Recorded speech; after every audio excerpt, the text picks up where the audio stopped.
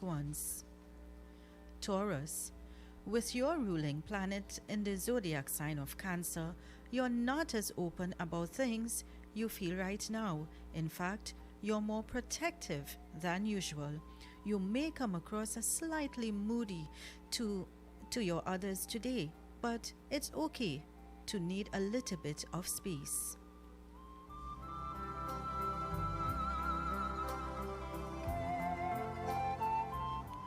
Gemini, the Sun spends the day in the zodiac sign of Leo, maintaining the theme of communication and being bold when you would rather avoid a conversation that's unpleasant.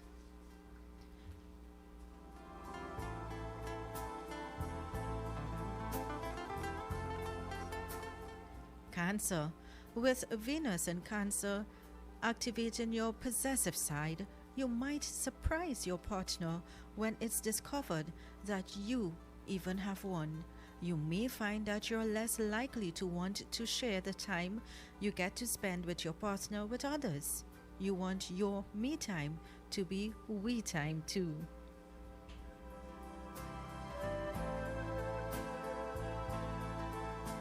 Leo, it's a great time for you to take the time you need to do the things that make you feel good about yourself, from putting on perfume or spending an extra 10 minutes to style your hair or makeup, even if you're working from home or think no one notices. These little details will make you feel amazing. Virgo, with Venus, the planet of love and beauty in your friendship sector today, you might feel like spreading the love with your best friend. Perhaps you can team up at the end of the workday and have a nice dinner together.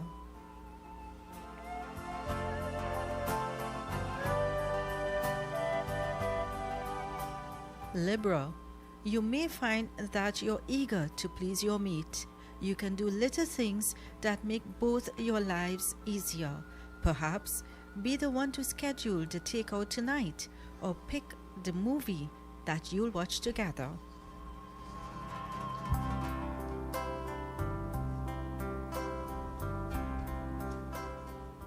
Scorpio, you want to be treated with respect and held in high regard.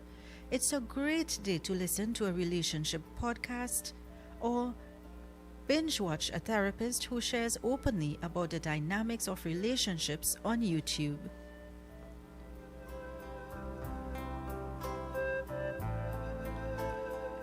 Sagittarius, you don't have to tell things about your life to a new significant other unless you think it's necessary.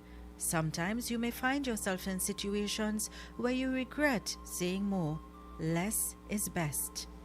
Aquarius, it's easy to connect with your significant other over the little things that life has to offer you as a couple. You may find something interesting and intriguing to share with your mate to keep the romance interesting.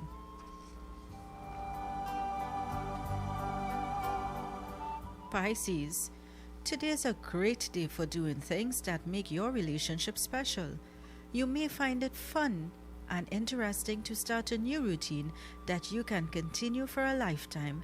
Try writing a little love note and sticking it where your partner can see it each day.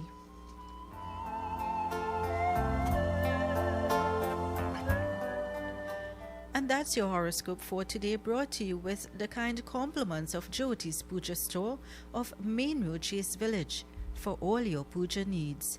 And if it's your birthday, happy birthday to you from the management and staff of U97.5 FM Hot Like Pepper Multicultural Radio. And if it's your anniversary, happy blessed anniversary. And your quote for today: the person who can bring laughter into a room is indeed blessed. Thank you for joining me for your daily horoscope. I am Uma Ratan Singh, wishing you a safe, blessed and positive day ahead. Stay tuned to U97.5 FM Hot Like Pepper Multicultural Radio for great programming throughout the day. Up next is You Talk with Kenrick Jagannath.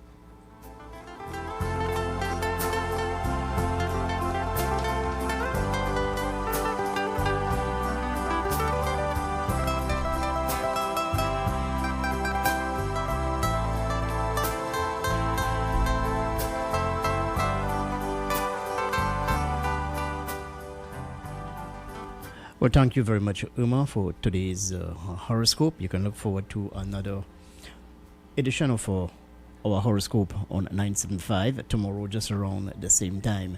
Note that this feature came to you with the compliments of Jyoti's Puja Store. Let's thanks Jyoti's Puja Store for partnering with us here at 975 FM Hot Like Pepper. Stay with us. When I come back, I will alert you as to what are some of the major stories as published in today's edition of the Newsday newspaper. Remember, you can go outside there and purchase your copy of this publication. It is priced at only $3 and it's available at all leading newsstands throughout the country. Stay with us. 975 FM, Hot Like Pepper.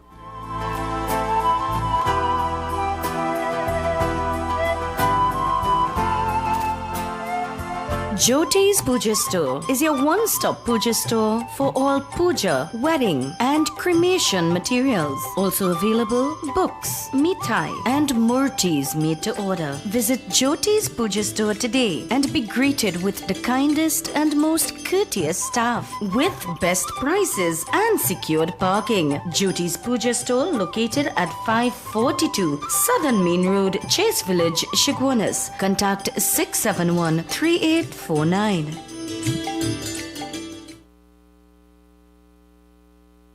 Attention all bakers, doubles vendors and roti makers. Try our high quality unbleached bromate free all purpose and baker's flour. Low price and conveniently packaged in 2 pounds, 2 kg, 10 kg and 25 kg bags. For wholesale and retail prices, contact Shiklisha Limited 665-3336 or visit us at Warrenville, Canupia. Shiklisha Limited, quality you can trust.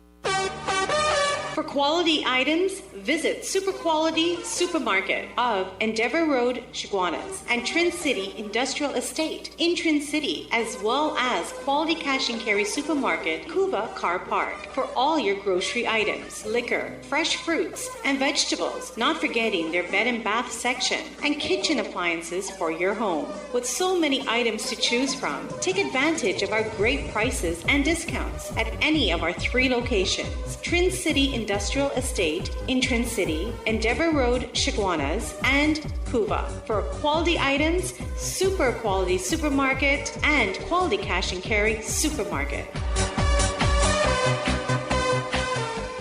To you, Newsday Classifieds. Take Value Optical to be your partner. I do. I do. I now pronounce free eye test from Value Optical for Newsday Classified customers. Call the Newsday Classified reps for more information. You may now kiss the bride.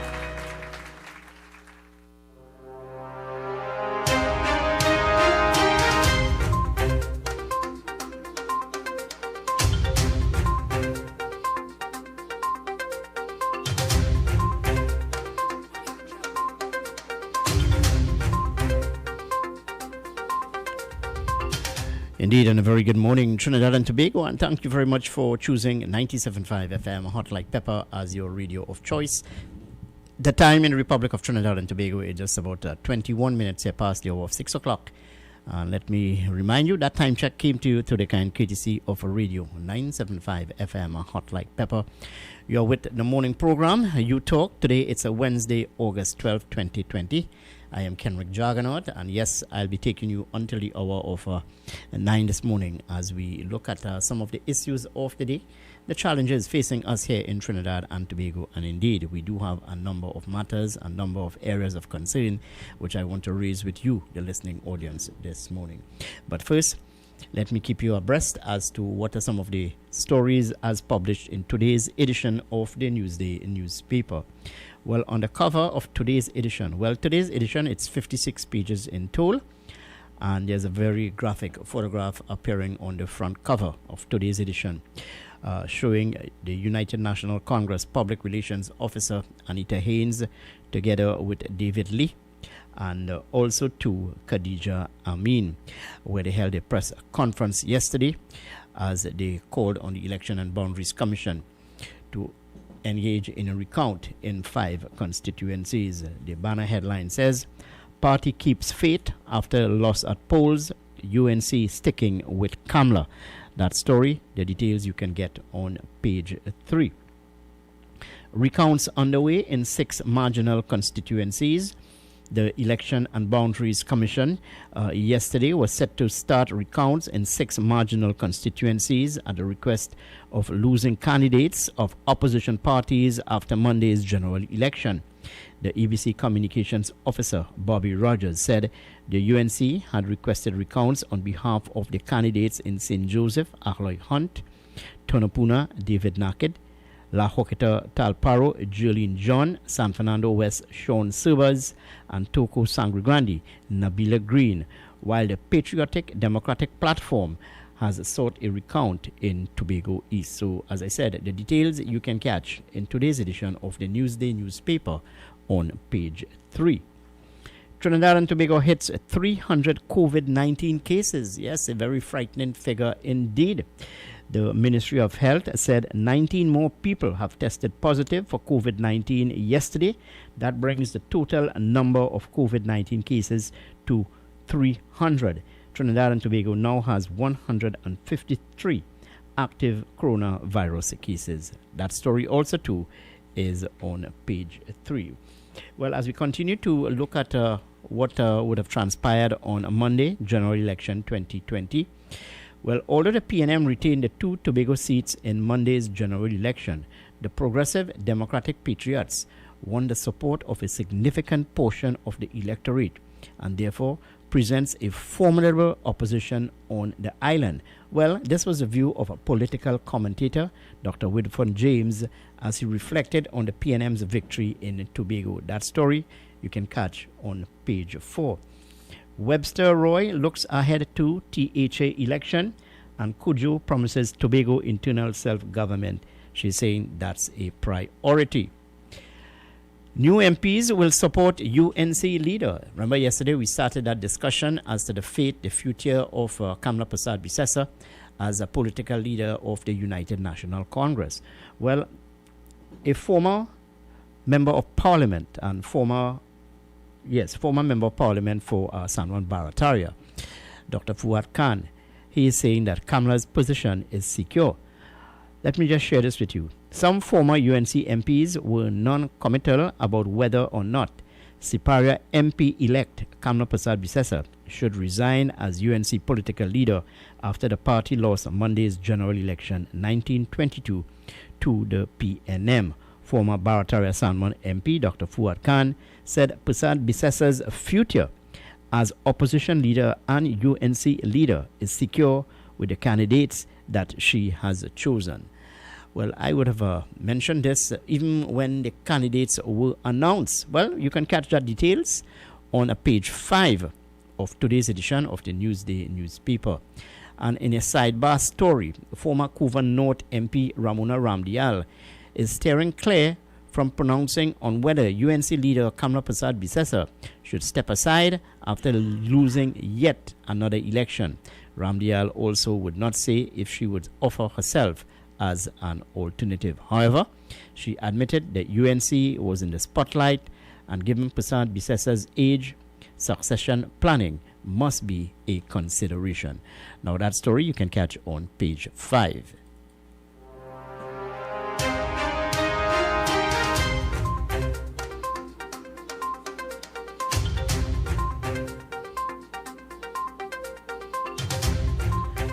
And to some other stories published in today's edition. Venezuelan woman abducted, raped, stabbed in Siparia.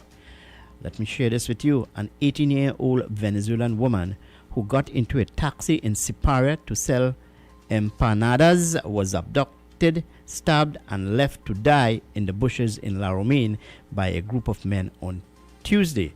She later had emergency surgery at the San Fernando General Hospital. Commissioner of Police Gary Griffith commends police for election day work. The Commissioner of Police has commended all police for their exemplary and professional conduct during Monday's general election.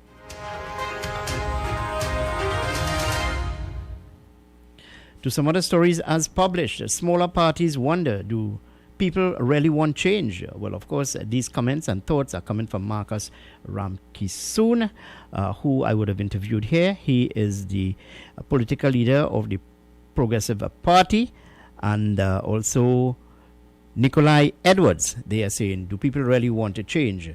This after having failed to muster much support from the electorate in Monday's general election. Man shot dead in Wallerfield. Well, the wave of criminality continues in Trinidad and Tobago. Police are continuing inquiries into the murder of a 42-year-old Pinto Road Arima man on a Tuesday afternoon. Arima teen charged with Grandy Boy's murder. Those stories are on page 9. Holder interim PEP leader as PEA steps down. Let me remind you of that.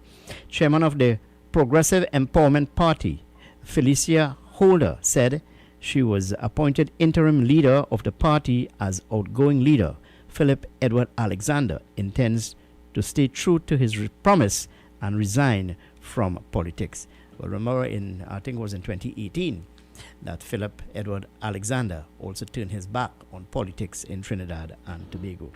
And Rekha Ramjet resigns from the ILP, the Independent Liberal Party.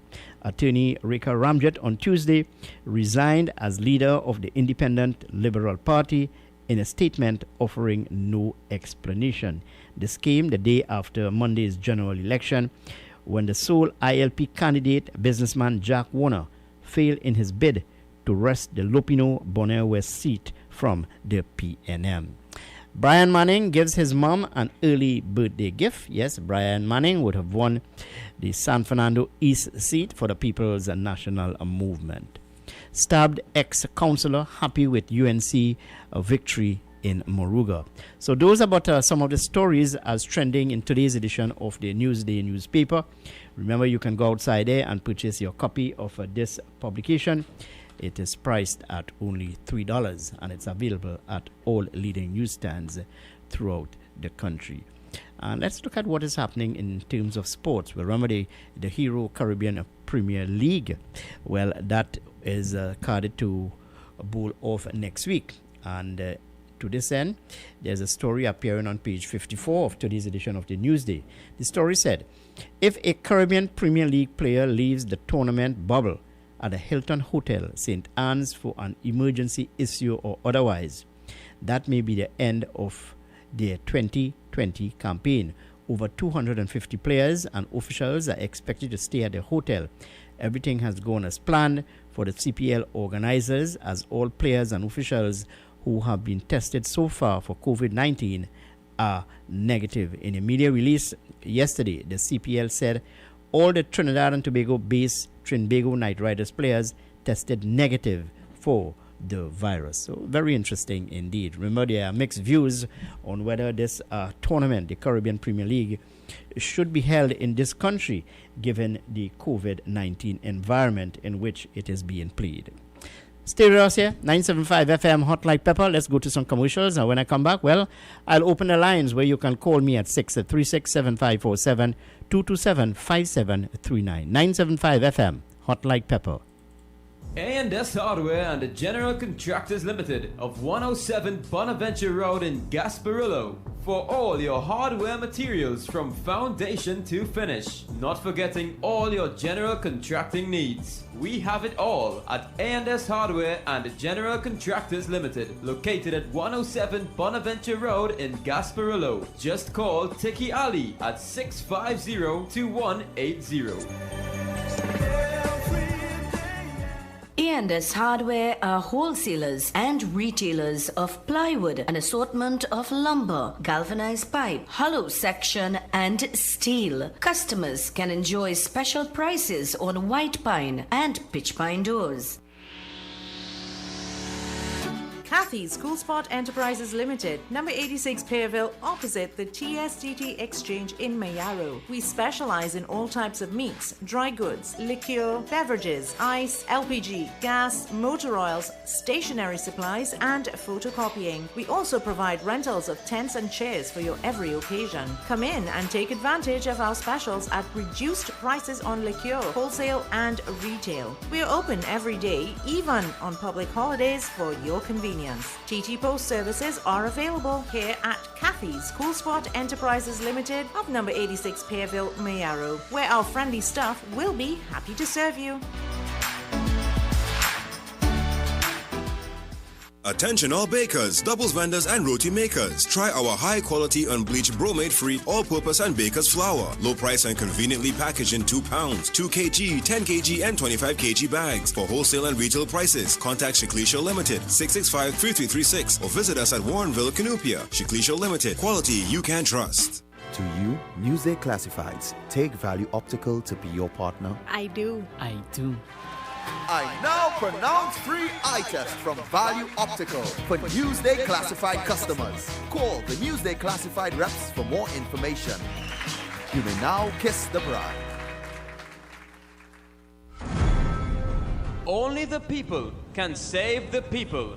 This is the mantra of the National Solidarity Assembly. Join its political leader and president of the All Trinidad General Workers Trade Union, Nirvan Maharaj, as he invites you to join these organizations and other top executives on U97.5 Hot Like Pepper for 2 one-hour monthly features as they discuss the concerns and challenges facing the working class of this country, tackling the issues, generating bold talk, finding solutions, bringing the workers' agenda to the front burner, and providing a new vehicle. That's the NSA's mission. Be part of this informative panel discussion with operatives from the NSA. Only happening here on U97.5 Hot Like Pepper.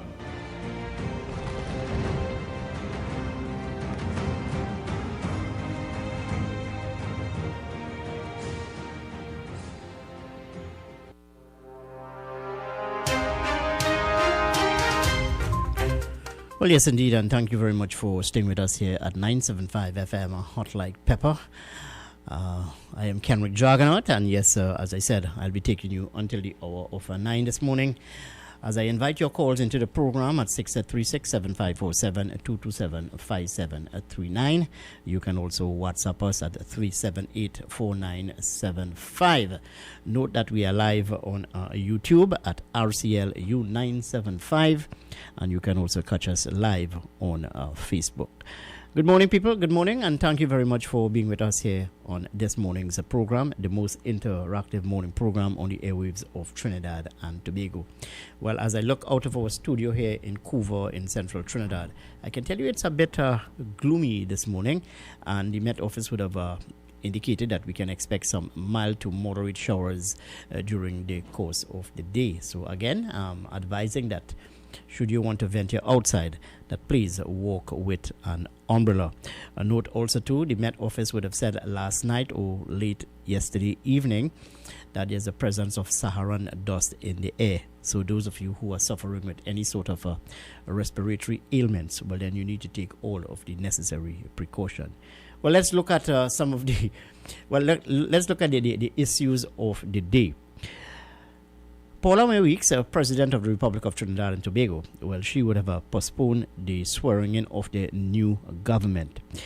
This as recounts are ongoing in 5 seats for the United National Congress, and I would imagine 1 seat in Tobago.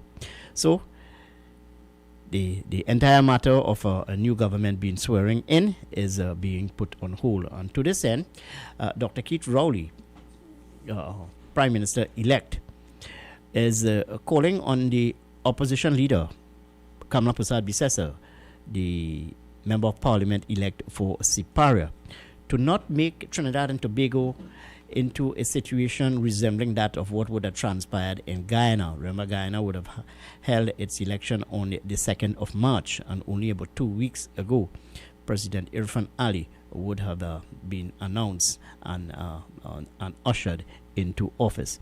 So that's a matter which we will be looking into. Well, we want to continue our discussion from yesterday concerning the fate and future of Kamla Persad Bissessar.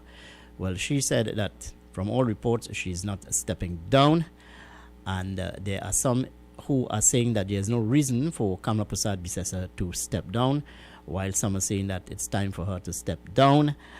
Some are saying that there should be this move now for succession planning. Well, that's a matter which would be debated, I guess, in the public domain. So we'll keep you abreast of all of that development. Well, the People's National Movement according to a story as published in one of the newspaper, owes its election victory to the COVID-19 pandemic. And had the election taken place under normal circumstances, a view is being shared that the United National Congress would have undoubtedly have emerged victorious.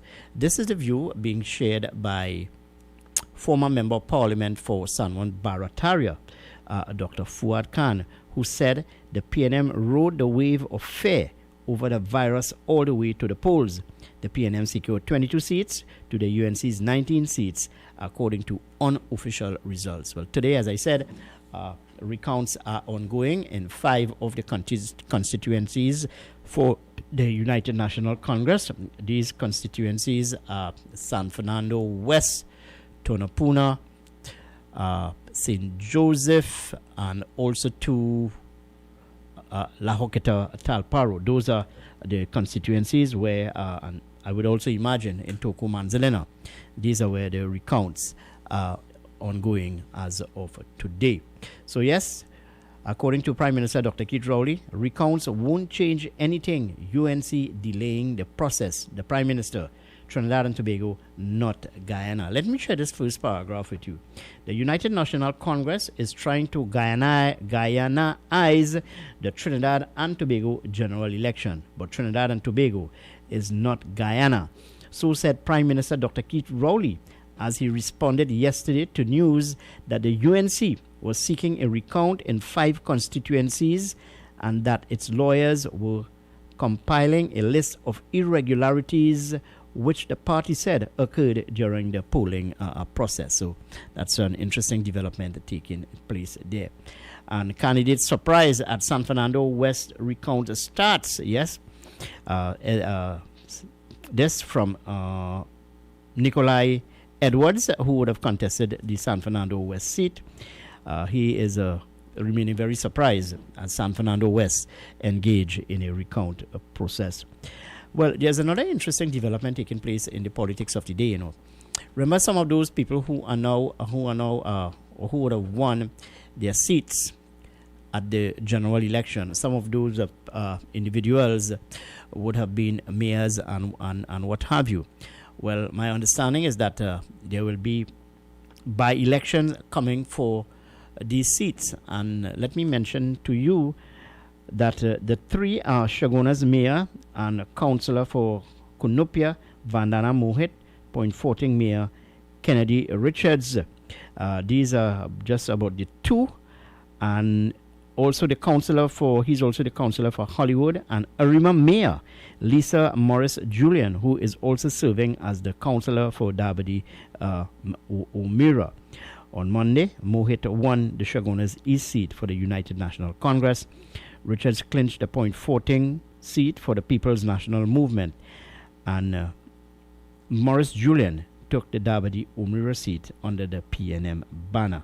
So we'll continue to look at that. By-elections are coming, so more elections on the horizon. By-elections for these individuals who would have won their seats, even though they would have been serving as a councillor and mayors and what have you.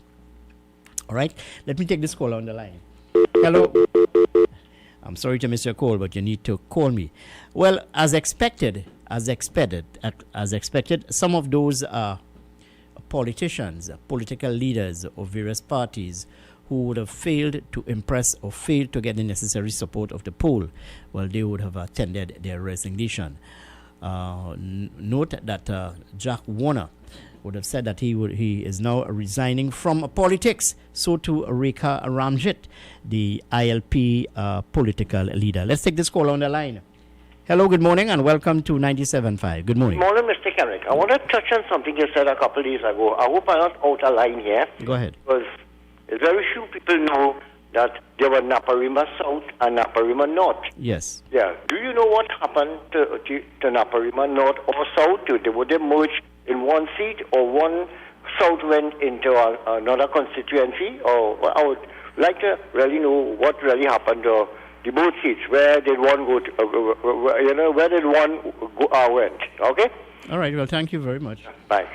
Well, remember there were some other seats created when Naparima would have merged into one seat. Yes, at one time there was a Naparima North and Naparima South. There would have been creation of new seats. One of the new seats created would have been the Moruga Tableland seat. Remember, that was a Princestown seat. There was never a Moruga Tableland seat. There was a Princestown seat, and a number of new seats would have been created. But when you ask the question where the seats went, you didn't go to anyway. It's just the shifting of boundaries. Some people would use the word gerrymandering, but that's not for me to make a call. That's for the EBC, the Election and Boundaries Commission. They have that authority, they have that mandate and power to create seats. Now, seats are created based on population, not based on size or geography or demographic, but based on population. 25, 27, and 30,000 voters. That's what comprises a seat. Hence the reason why you have so many seats along the east-west corridor. It's about the composition, demographic of a people, not really geography. When you look at the map, you would see Toko Sangre Grande, that mass area. But in essence, it's about people who are eligible to vote. That's hence the reason why a seat is created. Anyway, I hope that I would have answered your question. As I said, I'm not an authority on the subject. I'm just trying to give you my take on it. Let's take another call on the line. Hello, good morning, and welcome to 975. Good morning. Well, Funit, you have to sell boy plenty seats. No, but you listen to my explanation, yes? Yeah, I listen to you. Yeah, go ahead. And I understand it very well. It's based on population size. Yes, population side, not on the area or the geography. Not on the geographic location. Yeah, go ahead. You know, but interesting days are ahead of us. Mm-hmm. We wait for the recounts and for the official results. Mm-hmm. I think Dr. Rowley went a little overboard to say we Guyanizing the situation. Mm-hmm. You know, I think that was... No, it's look, it's in the process. If candidates feel that there's something was amiss, that they are within their rights to call for a recount. Right. And they have all that right to call for a recount, and the party have all that right too to call for a recount. I don't see anything wrong in that. There is nothing wrong in that. Mm. But when you hold on, there's this view being expressed and concern being shared since yesterday as to how come Dr. Keith Rowley could have announced victory for the People's National Movement so very early in the game, where the results were still coming in for some of these marginal seats. Well, I have an explanation, but I want to hear yours. Well, he claimed that once you have 21 seats, you automatically will be the winner. Yes. You understand? So I suppose based on the result that was fed to him from the PNM camp. Yes. That look, we control 21. You understand? Because he didn't concede to the fact that look, the UNC has 19. He says 21 is the majority. Yeah. I try explaining this to a colleague of mine. I told her, look, what you would have been seeing on television, results filtering to the media house, but you would have operators of the People's National Movement filtering reports directly to the Two-Balize house, and hence such a pronouncement can be made. Yes, go ahead. Yes, so that is why he pronounced, but because of the closeness, I think we should have said that look, the count is still on. And as a result, because of the closeness of the election, it's not a runaway thing, 33-3, even 29-12. You understand? So you should have been a little more tactical in saying, look, people, the count is still on. And as soon as the EBC reads the official results, then we can make a declaration. All right, two things happening here, Bawani. The relevance of third parties, and I say this to you because we heard yesterday that Jack Warner is now turning his back on politics. So too Philip Alexander and who else? Steve Alvarez. And Steve Alvarez, yes. These three people, they have now turned their backs on the politics of the day. The relevance of third party in Trinidad and Tobago. Your thoughts? I think that third party is not relevant, unfortunately. We saw classic examples, 2007, when the COP went alone right? They got 150,000 votes, but no seats. Take your mind back to 1981, the ONR, with a similar number of votes, maybe higher, and still, according to Kitchener, not a damn seat for them. So the third party is not relevant given the voting patterns of people in Trinidad and Tobago. So you agree with some political commentators that the electorate still vote along quote-unquote ethnic lines? Yeah. We ain't getting away from that. And I think it might be interesting to see how much money the coffers, how much money was put into the coffers by people who lost their deposits. You understand? Because yes, you know some of these people like Errol Fabian, but you feel sorry for them because you know that they will not create an impact as independent. Shiraz Khan, who was another independent. And then you had people like Nikolai Edwards. Nikolai Edwards and others, you know, and some. I don't know if you review the preliminary results, you would see that some people even got zero votes, which means that they and their family didn't even vote for them. We also had Valmiki Ram Singh, a good friend of mine, who could have contested San Fernando West. Yeah. All right. The fate now of Kamala Prasad Bisesa, do you think it is hanging in the balance? When I say fate, I'm talking here about a political leader of the UNC. I think she should do the honorable thing. Yes, you remain in Parliament for your term. Give up the political leadership. It doesn't mean that you're not in Parliament. Yeah, but the membership is strongly behind her, based on what we would have heard yesterday. The 18 people are strongly behind her. But how long will it last? But remember, very early in the game, I told you that when the selection of candidates were announced, I told you that Kamala Prasad Bisesa, and this is my view, who vexed loss, was preparing herself for opposition. That is to say, she would surrounded herself with a party loyalists, some of whom would have come from the national executive. Am I wrong or am I right? No, you're very right. You're very right, because now we're seeing a new trend developing where the General Secretary, who is supposed, in my humble opinion, to be as independent might be a strong word, but to be kind of neutral in party matters as against political matters. You know, they are now thrusted into parliamentary matters. You understand? And to me, I see a little conflict there. I don't know how they're going to manage the both. You understand? Well, it will be happening. It's a reality now. Well, we're in some for some very interesting days moving ahead. We'll see how this recount pans out, but I don't think that there would be any much difference. I don't think there will be much of a difference. No, I don't think there will be much of a difference. A few votes there, you know, but I don't think it will be anything to dead the current situation. All right, Bhavani, thank you very much for your thoughts, and always a pleasure talking to you. Thank you very much. Yeah. Our good friend there, Bhavani Prasad, is sharing a thought with us this morning. So you can call us this morning and share your thoughts with me. What do you think of the election results? Hello, good morning. Welcome to 97.5. Good morning. Good morning again, Mr. Kenrick. Good morning to you. I just endorse what you said a while ago. Well, I'm not endorsing it, but Martin Daly supported what you said. He said that Kamala is selecting a team. So if she lost the election, they wouldn't want to get rid of her as the leader. So, I mean, it's not one person had that idea. And if she made progress with the recounts and she win, well, she no choice, she will continue. But if it's against her, she should nicely step down and let somebody take the party into the other 5 years. And they should be looking for 5 years.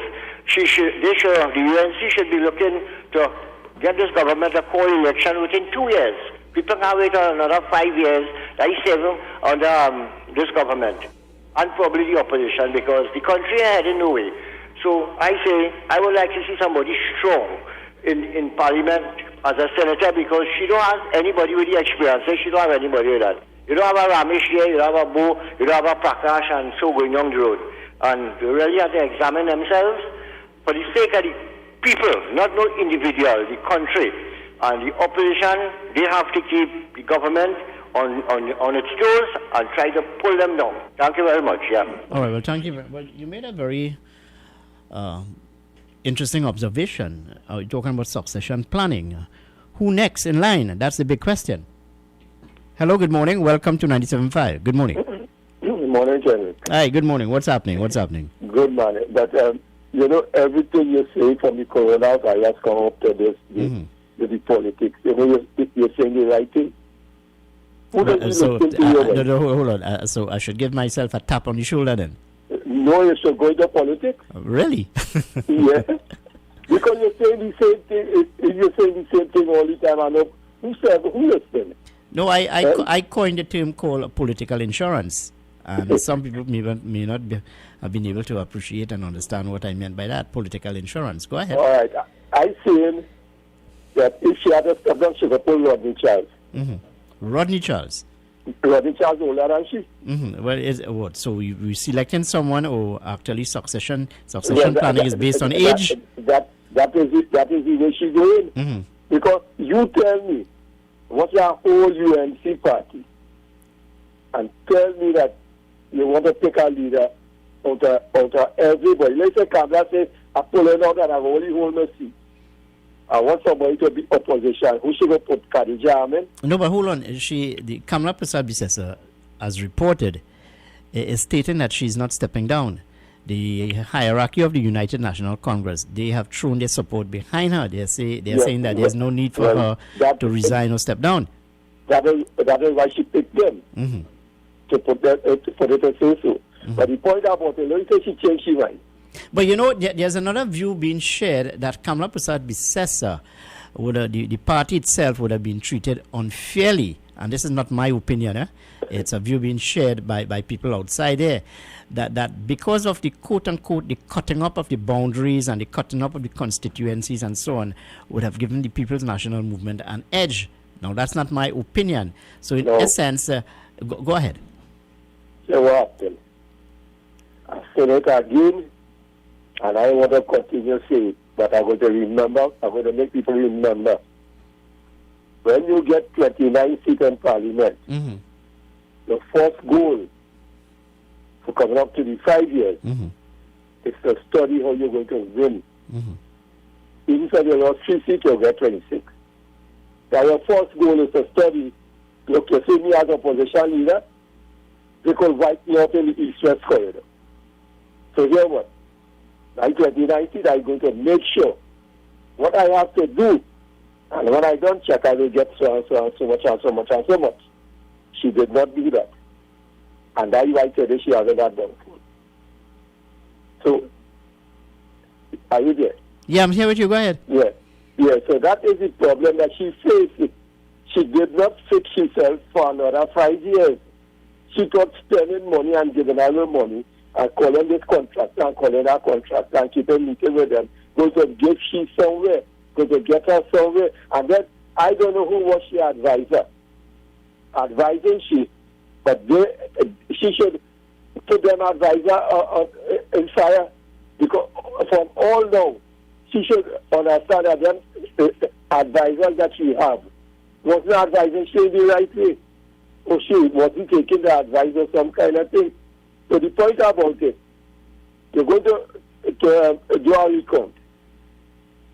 You have these figures, how much one of them fellows get.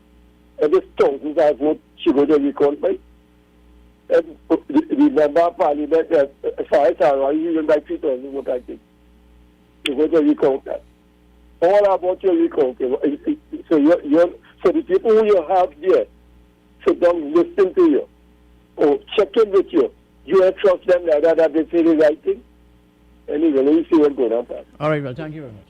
Well, I want you, the listening audience, to note that in Trinidad, let me emphasize, in Trinidad, the People's National Movement won 20 seats. The United National Congress the PNM won 22 seats. 20 seats. And the UNC won 19 seats. Let me repeat that. In Trinidad, the People's National Movement won 20 seats, while the UNC would have won 19 seats, and the PNM would have won 2 seats by very close margin. So we're going to look at that also too, and let me hear your thoughts on this. Hello, good morning, and welcome to 97.5. Good morning. Hello, good morning. Yeah, morning, Mr. Jagannath. Good morning, Mr. Belmont. Good morning, listeners and callers. Good morning. Now, the program is very interesting.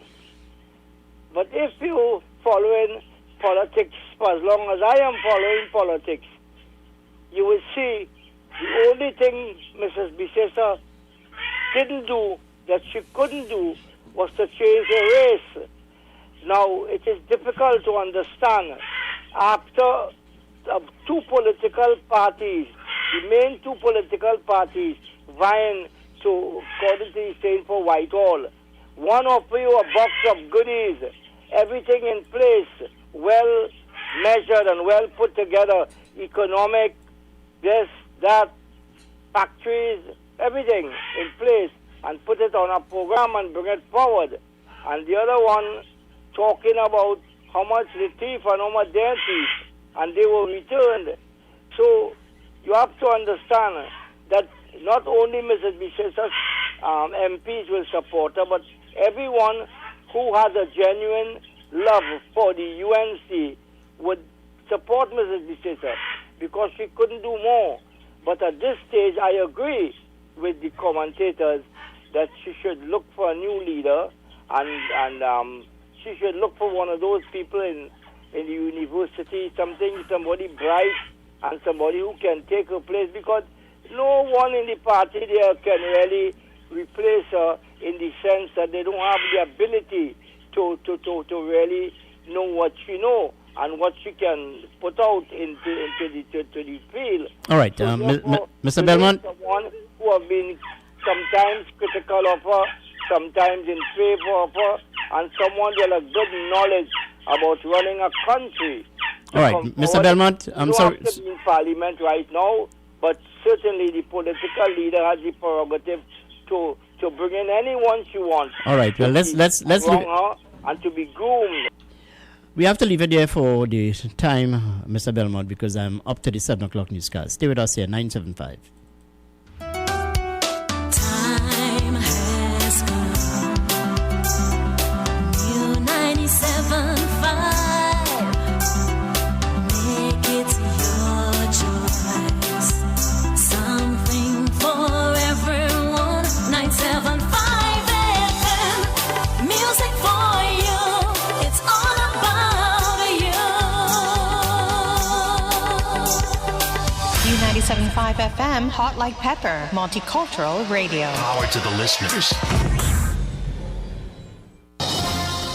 It is now time for Major News to the Hour, brought to you by Crystal Beverages Company, Super Quality Supermarket, Sheikh Elisha Limited, and the Trinidad and Tobago News Day.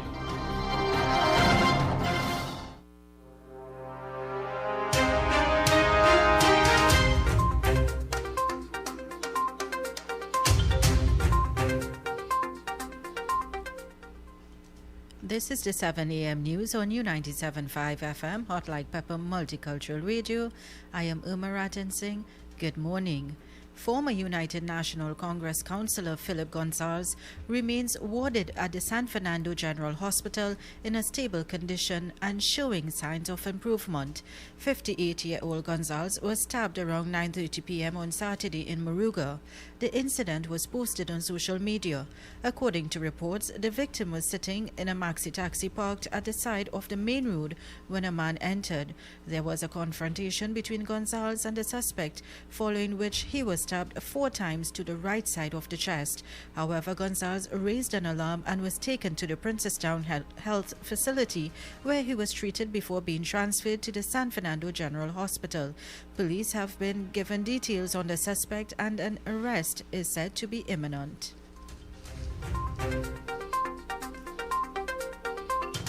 As COVID-19 cases continues to spiral in TNT, prison officers are being called on to be their brother's keepers and practice stringent safety measures. This comes in light of a prisoner in the Port of Spain remand yard who tested positive for COVID-19 on Sunday. According to a report, head of Prisoners Association Karen Richards said he's calling on his membership to look after one another.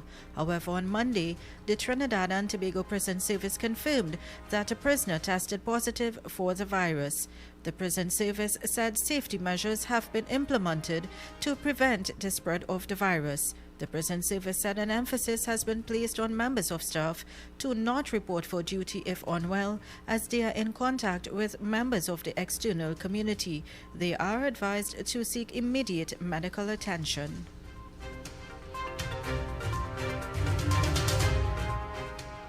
The Ministry of Works and Transport continue works towards the reconstruction of roads and bridges throughout Trinidad and Tobago, this time in the Tabaquite area in Dates Road off Tabaquite Road. The work is scheduled to begin this morning and continues until May 10th, 2021, between the hours of 8 a.m. to 4 p.m. The ministry said this has become necessary in order to facilitate bridge reconstruction works. In light of this, the public is advised to proceed with caution and observe all directional signs and barriers and drive at a reduced speed. Drivers should also comply with instructions from officers on site and be aware of heavy equipment. The ministry apologizes for any inconvenience caused.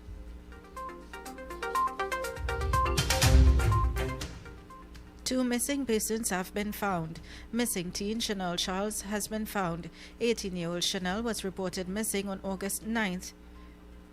According to a police report, Charles went to the Arima police station and indicated that she was at the home of a friend. The 18-year-old appeared to be in good health. Trinidad and Tobago Police Service thanks the public for partnering with the police to help find Chanel Charles. In the same light, 12-year-old Summer Leiber, who was reported missing since May, has been found. The Children's Authority pleaded for assistance in finding Summer on August 7th. A press release indicated that she was last seen in the Beetham Gardens and Sealots area. In a statement issued 4 days later, the authority thanked the public for its assistance in locating the child, adding that she is getting the help she needs. Members of the public are also reminded that children protection is everyone's business and reports of abuse can be made to the authorities hotline at 996 or the police at 999.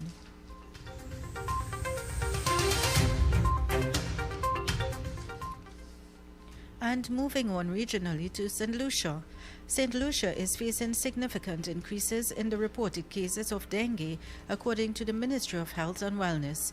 The ministry said that it is particularly concerning as both serotype 2 and 3 have been recorded to date, and it have noted quite a few infections in children. Most of the reported cases are concentrated in the northern, central, and eastern parts of the island. Cases are reported in areas such as Castries City, Milliet, and Richmond, and south and west of the island, but to a much lesser extent.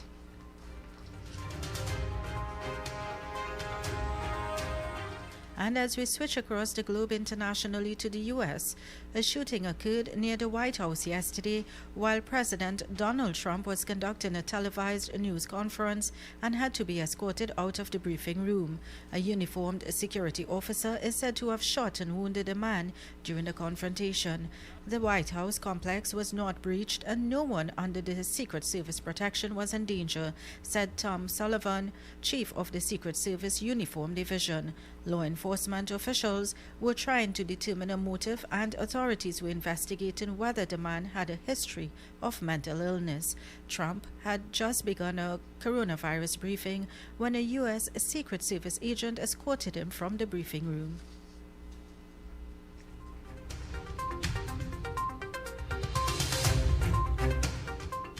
And on to the weather forecast for today. Today we'll experience showery spells which will interrupt sunny conditions in varying localities. The current temperature is 30 degrees and expected to reach a high of 34 degrees as the day progresses. And that brings us to the end of the 7 a.m. news on U97.5 FM, Hot Like Pepper Multicultural Radio. Join us again at 8 a.m. for another newscast. I am Uma Ratan Singh wishing you a good morning. Back to Mr. Jagannath as he continues You Talk.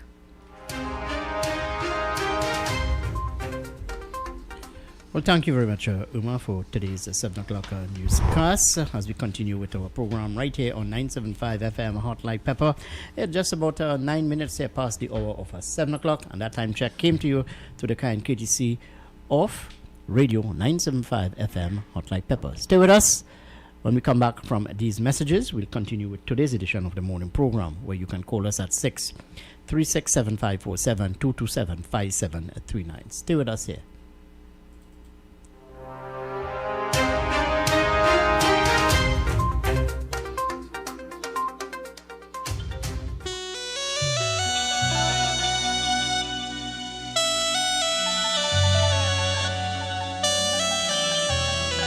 Let's build back our nation together.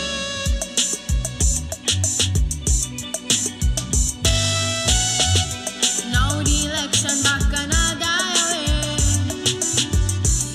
In short, this is what I have to say. Let us forget spite, grudges and concentrate. Come, let us sit and try to relate. Because now more than ever we must show discipline, tolerance, and production to build a strong and better nation. I see that is the main foundation. So come, let us work hand in hand, because this is our land. Come my brother, come my sister, let us build a nation together.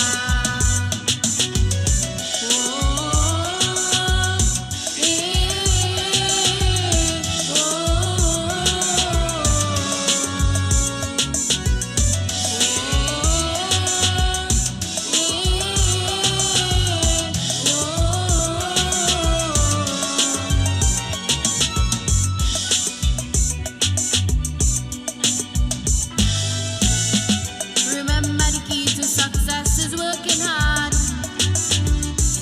For our country, you must have regard. Forget all your differences, let we start to build. And onward to progress, we surely will. Because now, more than ever, we must show discipline, tolerance, and production to build a strong and better nation. I see that is the main foundation. So come, let us work hand in hand, because this is our land. Come my brother, come my sister, let us build a nation together.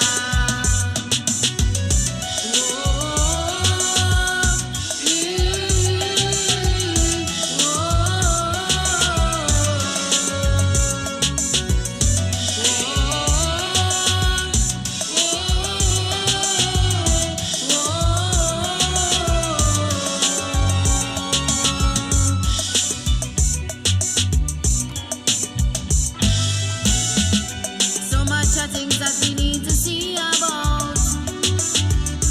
Surely I do have to spell them out. Cause we know this is the only way. It's putting more effort and less play. Because now, more than ever, we must show discipline, tolerance, and production to build a strong and better nation. I see that is the main foundation. So come, let us work hand in hand, because this is our land. Come my brother, come my sister, let us build a nation together.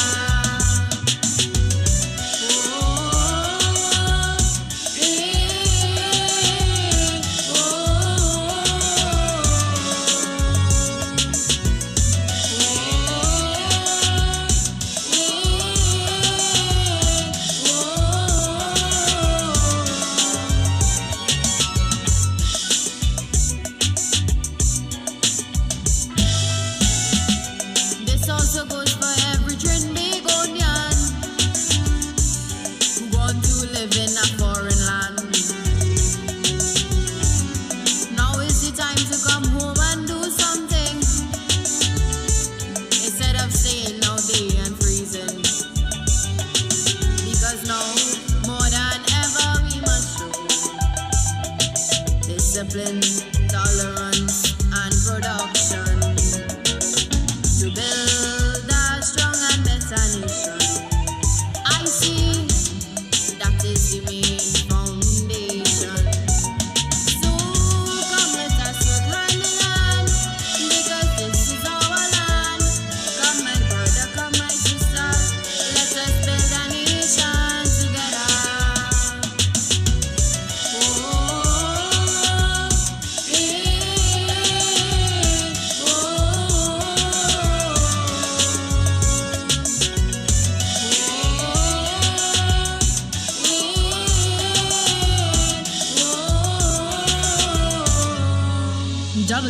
868 Studio.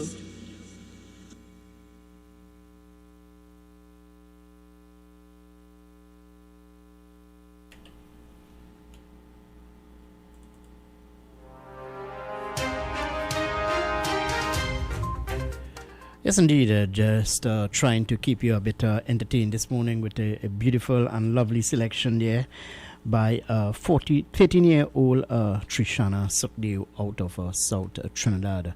A good effort indeed.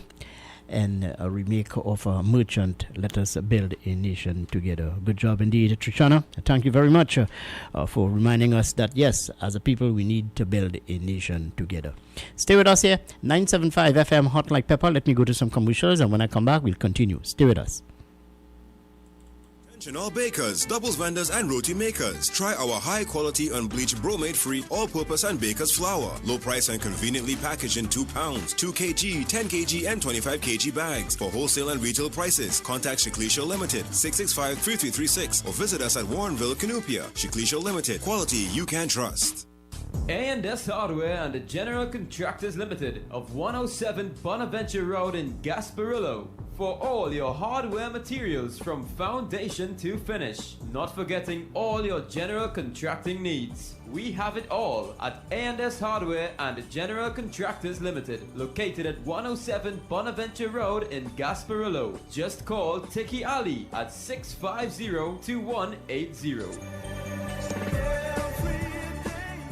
A&S Hardware are wholesalers and retailers of plywood, an assortment of lumber, galvanized pipe, hollow section, and steel. Customers can enjoy special prices on white pine and pitch pine doors.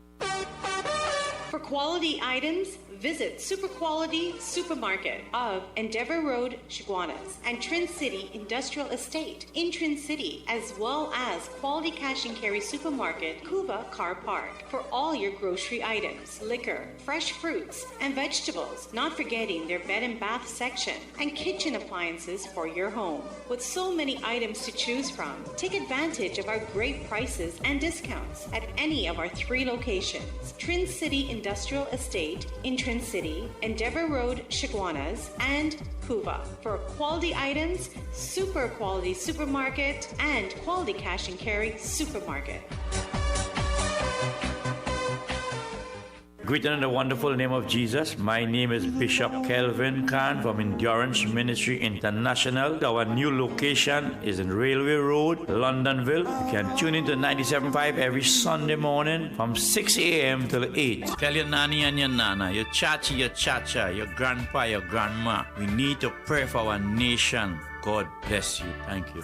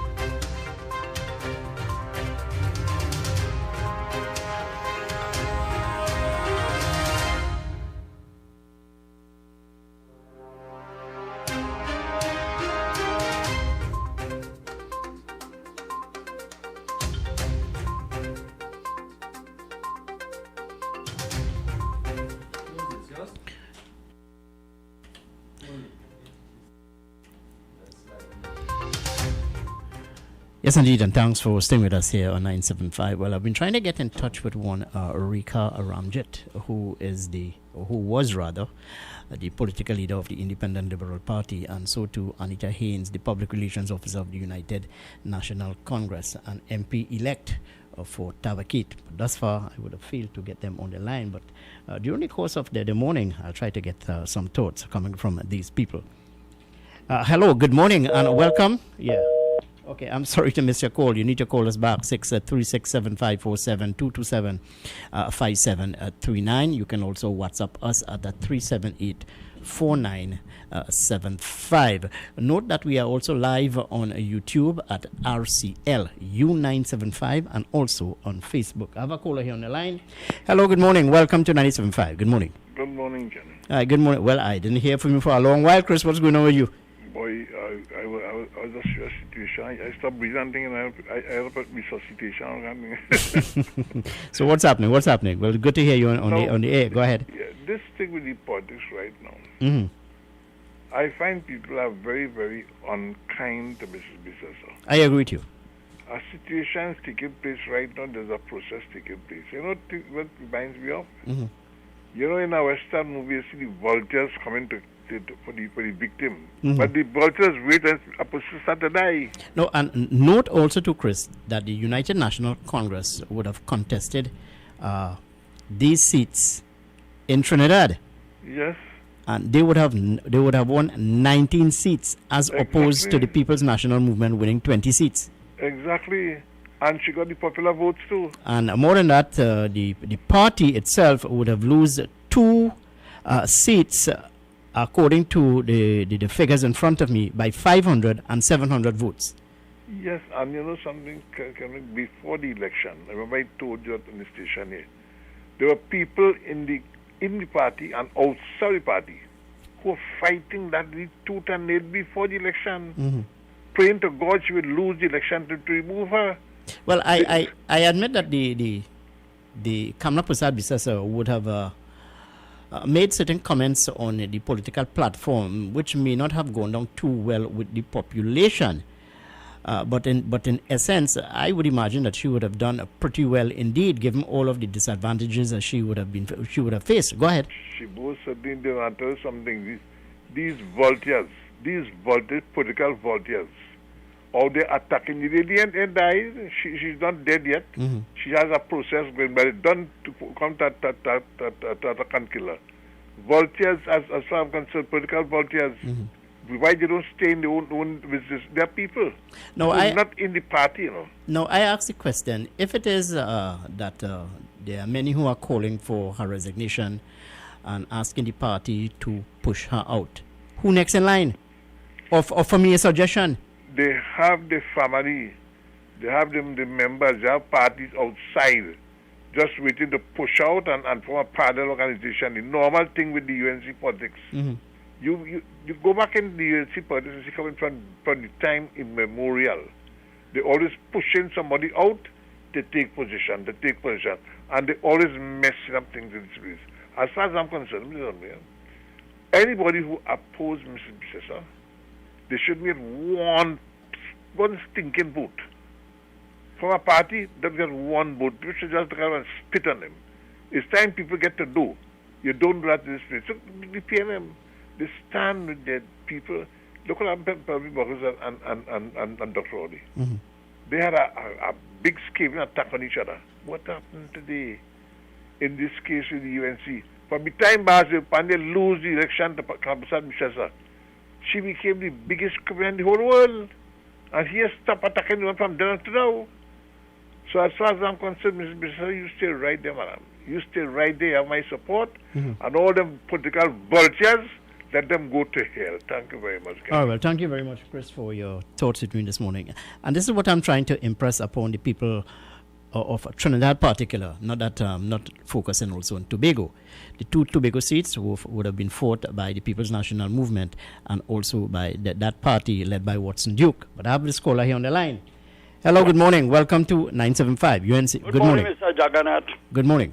I like the flow today. Mm-hmm. I want to give you a doctorate in politics, but your time ain't reaches yet. Why?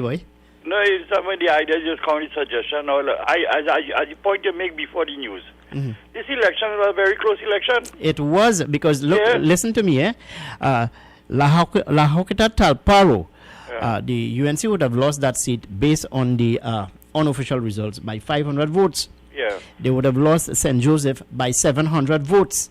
Yeah. And note that the UNC would have contested only in Trinidad. That's right. Note that the PNM won 20 seats in Trinidad, you know. Yeah. The UNC So would have when- won 19. As we say, when the founding fathers of this nation decided to go election, they were pleased with this results. Now somebody had to win, somebody had to lose. Mm-hmm. Because if you say the other way around, the other leader would have a problem. I ain't calling nobody name. Mm-hmm. But it dynamic, it good. People went out, people exercise their franchise. Mm-hmm. I just say somebody had to win, somebody had to lose. And then at the end of the world, I find it good because the government want a big majority. So we will see the opposition now and we will see the government action. So after one day you can't make a call, but the result good. It couldn't be closer than what it is. No, but many people are pulling out their daggers and aiming their arrows at Kamla Prasad Bisesa. But when one look at the figures, preliminary figures, and I want to drive this point home, you know, that the UNC only contested in Trinidad. Right. Let me emphasize again, the PNM won 20 seats in Trinidad. The UNC won 19 seats in Trinidad. That's right. So I don't know what happened in Tobago. I hear no figures in Tobago, but I didn't too surprised what happened in Tobago. But at the end of the day, Well, there's a recount ongoing in Tobago in one of the seats. yeah. But what I'm saying, all well the election, all well run good. EBC do a decent job, but if you find fault with it, we could correct it. Well, look, there's no perfect system, you know. As I said, there will always be little hurdles, obstacles, hiccups, and whatnot with the EBC. But in the main, I think that the election would have run smoothly. It was a very closely contested election indeed, a Thank bruising you. one. Yesterday, a man talking about the water and hole. I said, partner, you didn't even exercise your franchise. You have no opinion. Keep out it.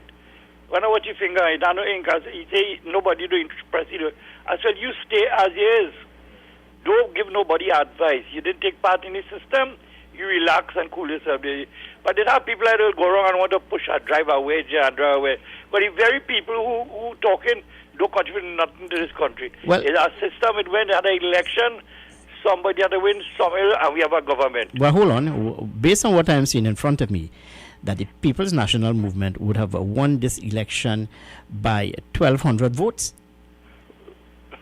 When I say 1,200 votes, based on La Hoqueta Talparo and also St. Joseph, 700 and 500.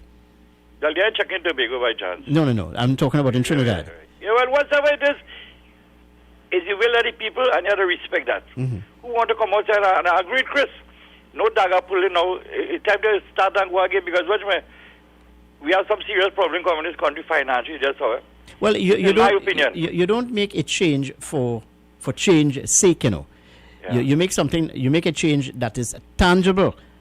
And I think that this is my humble opinion. I think Kamla Prasad Bisesa still have it within her. She still have the drive, the enthusiasm to continue to be the leader of the United National Congress. Unless, of course, there's somebody of straw, somebody of strength, somebody who can. Oh, we are doing a throw your hat in your ring. Who's that? Me? No, it's about choose. It's about time come for leadership. Mm-hmm. Everything is our timing. You don't do everything by VAPs here. Mm-hmm. Everything is our process. Everything is our timing. So those who are calling for her head and calling for her to step down, I am asking the question this morning: who would you like to see as the new leader of the United National Congress? Well, I have a question for Martin Daly because Martin Daly went to tongue. Now, personally, I don't read his topics in the newspaper because his topics warp. He just be out of time in everything, but he want to advise now. No thanks. I don't need no advice on Martin Daly. Mm-hmm. I don't need this is thing. What do you call it? The membership could decide. All right, I'll leave it there. But I tell you, I like the program. It's going to be smooth, nice, and it's been a little educational too. Mm-hmm. So I say I want to get a doctorate, but it's a little early in the dancer yet. So relax yourself. All right, my friend. Well, thank you very Keep much. middle in the ball and I'm watching it. Yes. Thank you very much. Yeah, I'm just trying to stay in my crease and bat, you know. I'm not stepping out of my crease at all. I try to keep in middle of the road and conduct a very balanced program indeed. Yes, as we move on with our conversation here, you can call us at 636-7547, 227-5739. Your thoughts on the election results. Good morning and welcome. Good morning. Kenrick, morning. Kenrick, this UNC need to do something a little different. Mm-hmm. I think they need to put a special committee in place, like with 10 or 12 people, right, who would oversee the party The opposition, the leader cannot be making all the decisions, and the MPs and them cannot be doing what they want to do. Mm-hmm. This group of people will oversee all the projects, everything that they have to do. Because these people making mistakes, they're making a lot of mistakes. You can't have the opposition leader alone choosing candidates. You must have, look, the PNM have that general council there. Do you think when the general council tell Dr. Keith Rowley, hey, it's time for you to go, we need to put in somebody else there, he has to go. And that's how they run the business. So what are your thoughts on the election results? Well, the UNC gained some ground. Remember, they lost the election by 1,200 votes, you know. Mm-hmm. But the thing about it, they lost, all right, and they have to accept that. Now the question is, if they could have done better, if they put the wrong candidates, or if they should have campaigned on some, a stronger campaign. 1,200 votes is not much when you compare the amount of people, over 1 million people had to vote. Mm-hmm. You know, so I'm looking at it from that point of view. You need to put a general council to oversee this UNC because they're making a lot of mistakes. All right, friend. Well, thank you very much for your thoughts with me here this morning. Well, certainly when the autopsy, so to speak, of course, is done on the election result, there would be changes and there would be recommendations. Let's take these callers on the line. Hello, good morning. Welcome to 97.5. Good morning. Morning, Frederick. Hi, good morning.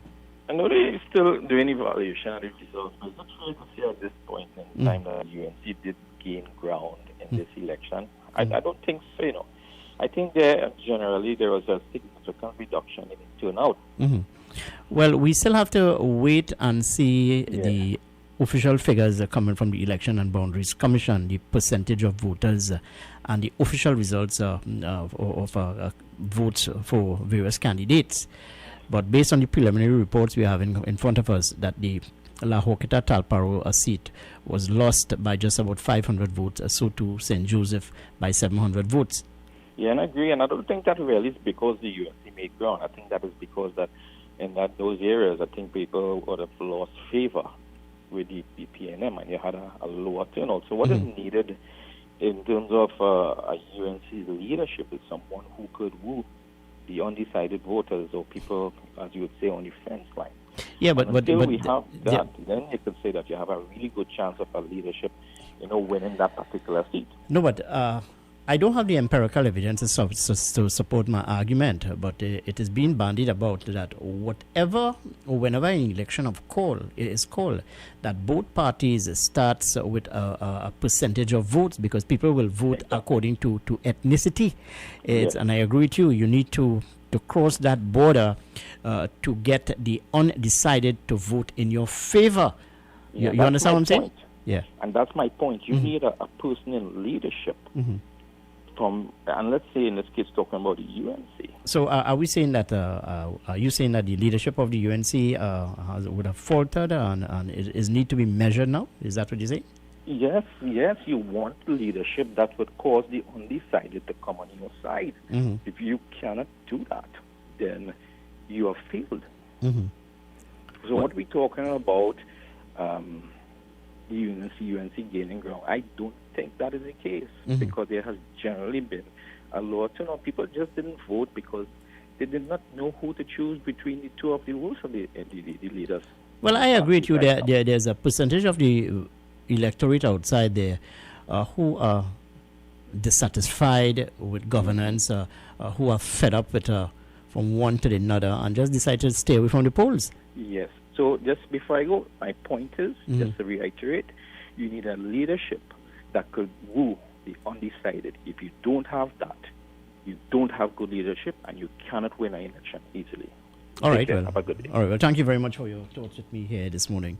Our caller there questioning the leadership of Kamla Prasad Bisesa. He's saying that moving forward, the party needs a leader who can capture the imagination of the undecided.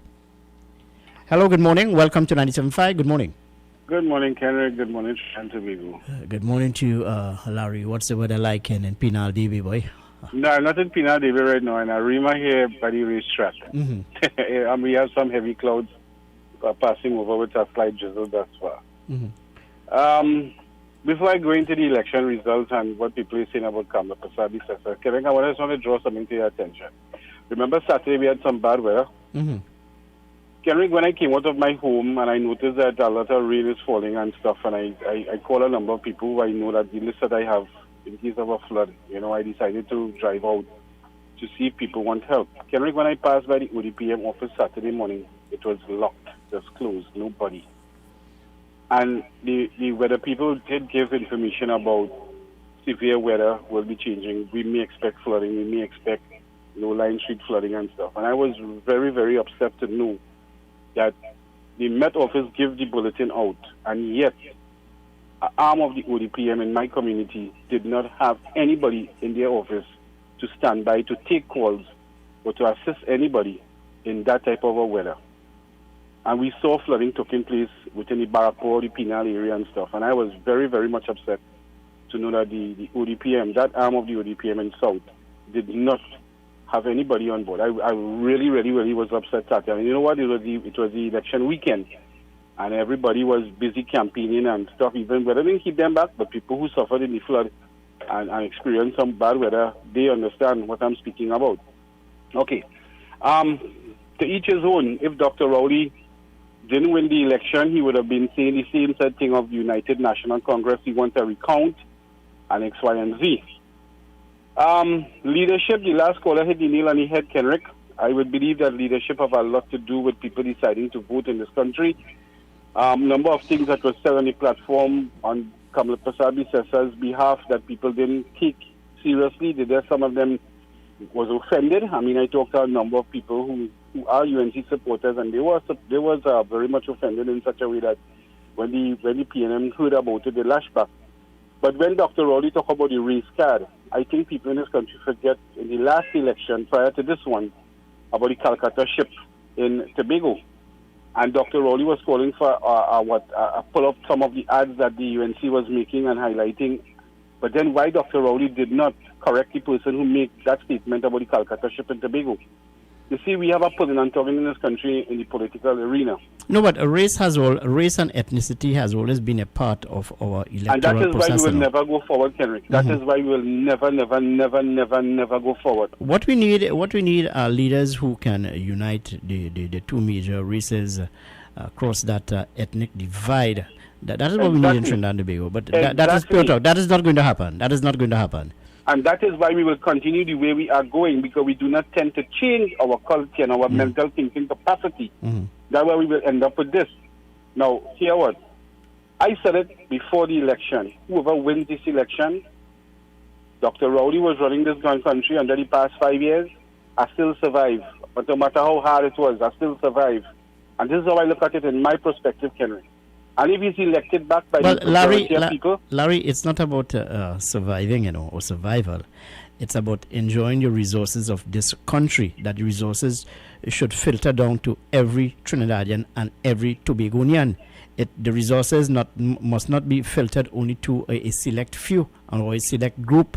Well, Kenrick, that is why this is a democratic country. You have the right to come out and vent your feelings quietly and peacefully without breaking any laws. But when you ask people to join you in a march or a protest to highlight the ills that you are facing with, and other people in this country are benefiting when you have to be left back. Look, people don't come out. The election is over. Based on what we would have seen, the PNM would have won the election 22-19. And listen to this. Yesterday, the country would have recorded 300 cases of COVID-19. That was the next topic. Yeah, the murder toll continues to climb. The wave of criminality continues in Trinidad and Tobago. Young teenagers get raped. You understand the point I'm making? So there is no change, these challenges, and I said that election come, election go. No change. We still have these problems in front of us. But Kenrick, let me say this. When you look at the map, I was watching the election results on the TV with the map of Trinidad and Tobago, and the colors was changing and stuff. And I will say this. For the people who wanted the PNM back in office, I'm not picking parties. Let me get that clear. I don't belong to none. I don't want to belong to none. But these are the same set people who I read, Kenrick, that they will complain and cry and protest and burn tires in the road. And you know what, Kenrick? They get results. They get results. When the other side does it, they don't get results. So you are right, there is no equality in this country. There is none whatsoever. But you know what, Kenrick? We have to survive. We have to live in a country such as ours. COVID-19 is going up in this country. I'm not hearing anybody really putting the accelerator on the topic of COVID-19. Election is done. I was hoping that when election is over, you know, somebody gets serious about this COVID-19. What are the steps the CMO and the Minister of Health is taking at this particular time? Because we've seen a prisoner now in the Raymond Yard being tested positive. We are wondering now if the prison officers have it. We are wondering how far this thing is spreading and how safe we are in this country. Are we still safe? Are we still safe as a point of view? Because many people conducting their business on a daily routine, routine, and we are conducting ourselves with masks and hand sanitizer. But are we really safe? And I don't think we are safe. My conclusion on it is, I do not think we are safe. And whatever precaution you take, Kenrick, you are seeing people still coming up with this virus. This is a very, very hectic topic, and I hope that somebody in the authority can really give us some good feedback on what they can do to help us be more safe, because there is nobody safe right now. Have a good morning. All right, well, thank you very much, Larry, for your contribution here with me this morning. Yeah, so we're discussing the election results. So what are your thoughts on the election results thus far? The fate of Kamla Persad-Bissessar as a political leader of the United National Congress. Hello, good morning, and welcome to 97.5. Good morning. Good morning, Kenrick. Hi, good morning. Good morning. What's happening? This is the bird here. Hey, well, you're alive. You're my friend. You're alive. It's good to hear you. It's good to hear you. How are you? Everything's okay? Well, you know, health-wise and things, challenges, but I'm managing and I'm surviving. And how's the family, my friend? Everybody's good. But you know, when the election has bring me out. Yeah, well, I don't know whether you would have been in and around the campaign or what have you. But I wasn't really involved in the campaign. I was just taking on your station and other stations. But let me say this: the elections are over. The people have decided, and we have to move on as a people. What bothers me a lot is when you're going through social media and you're listening to people in workplace and in the environment and wherever. This country is divided straight down the middle, boy, Kenrick. And that is very sad. But you are not telling me anything new, bud. I've been seeing that for years now. Polarized. Yeah, but I think with this election that went by, probably I could be wrong. It reared its head blatantly. And we really saw where people took sides based on race. And I wish that all those racist comments and racist views could disappear now and let us live as how we was living, uniting as one and moving along. I know for UNC supporters it will be a bitter pill to swallow, but that's the price of democracy. That's where the winner takes all. And as Mr. Pandey has been saying for years now, constitutional reform is needed. We know we wouldn't get it, so we'll have to live as is. With that being said, I think the UNC and Mrs. Kamla Persad-Bissessar, I saw an article yesterday where she said she's not stepping down or something to that effect. I think the UNC should go in retreat. They should reassess their position, and I think Ms. Kamla Persad should offer her resignation. Whether the party accepts it or rejects it, it's another issue. But I think, in fairness, she should offer her resignation. That has been 2-3 elections now. She has gone without winning the election, and I think she should give the party space. There are a number of people, not much, but there are 1 or 2 people within the UNC who could assume the leadership and who will do just as good job as she has done. Well, are you at liberty to identify some of those few people, my friend? Well, I will zero in on one person. This is a person who he really has the experience. He has come through the ranks of the UNC, albeit that he has some matters in court. But other than that, I think he's the only one really at this point in time capable of taking the PNM head on, as he has done in the last 5 years. And I think I will safely say, I know a lot of people will disagree with me, but I will safely say, in the interim, is Dr. Rudal Muniral. And we must be frank and we must be fair. The UNC needs to breathe. And Mrs. Kamla Persad-Bissessar, she has served this country well. She has done well as a prime minister. But I think now is the opportune time to allow the party space to breathe, and to whether they will reject her her resignation or they accept it, that's for the party to decide. But I think that she should allow the party to make that decision. Well, we'll just see how that factors into the equation, because she said that she is not stepping down. She has the support of the hierarchy of the UNC.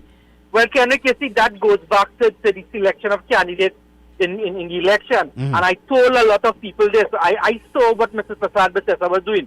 I'm not bashing her. I'm not ill-speaking the party. What I am saying, what I saw she was doing with the selection of candidates for the election, she was surrounding herself with those people who she feels would be loyal to her. But my term would have been political insurance. Well, it's the same thing, Mm-hmm. right? And many of us saw through that. That is why I didn't comment on nothing during the election, because I saw what was happening. She was surrounding herself with yes men, as we say, who will cling on and who will support her. Mm-hmm. And I clearly say there is a split in the UNC, and you could see it from the campaign that went by. From the posters, everything, you could have seen that there was a split. Look at it. Where did you hear, whenever you hear, that the executive of our constituency had to meet with the political leader to talk about a candidate? I never heard that before. That was with respect to Dr. Rudal Munilal. You remember when the constituency executive had to meet with the screening committee and whatnot? Mm-hmm. Was that done to all the other candidates? No. And then again, some of the candidates selected during the election, there were questions with their selection. There were questions. Many people were posting and were asking about it. And Ms. Kamala Prasad just say she chose the candidates and the screening committee. But we all know that she is head of the screening committee. Yeah, but that argument does not come into the discussion, because whether the candidates chosen would not have gotten the necessary blessings from the masses, these candidates who had question marks behind their candidacy were victorious at the polls. Pardon? I didn't hear what you said. Yeah, these candidates who had question marks behind their names, they would have been victorious at the poll. Well, what I could say, it is for the UNC now. I could tell you, this 5 years in opposition, it will be a very testing period. It is going to be a difficult period for the UNC, and I can imagine one for the People's National Movement also too, in terms of governing the country. I don't think so, because what I am picking up in the ground, we are going to see the return of many old stagers. People, I could call a few names. I am hearing Conrad Inel is returning, Karen Yunus Tishara is returning. And that will give the Prime Minister enough buffer room in terms of when he came in 2015 with this young set. And they found themselves in trouble with people like Karen and Conan. They are experienced people. And they're going to make life very difficult for the UNC. That is why I am saying that Rudal Munilal should be the interim stopgap as opposition leader. All right, my friend. Kendrick. All right, thank you very much for your thoughts with me this morning. That's one of our regular callers. Well, I have not heard from him for a long while. It's good to have him back in the discussion with us. Let's take this call on the line. Hello, good morning. Welcome to 97.5. Good morning to you. It's good to hear the Bird, man. How long I haven't touched base with him. Yes, the Bird Good morning, is back. Bird. Yeah, it's nice to hear you back on the air. We'll continue. Welcome back to the fold. Kenrick, I listened to the Bird, but let me tell you something. Kamala Prasad Bethesda will tell Dr. Munilal this. Clear your name, and then we will talk. Because he has some matters right now, according to the Attorney General, pending his name. Kenrick, let's look at it in a different perspective. A lot of people wanted the PNM out of office. Agreed? Well, based on the number of people who would have voted for the United National Congress. Good. Yeah, go ahead.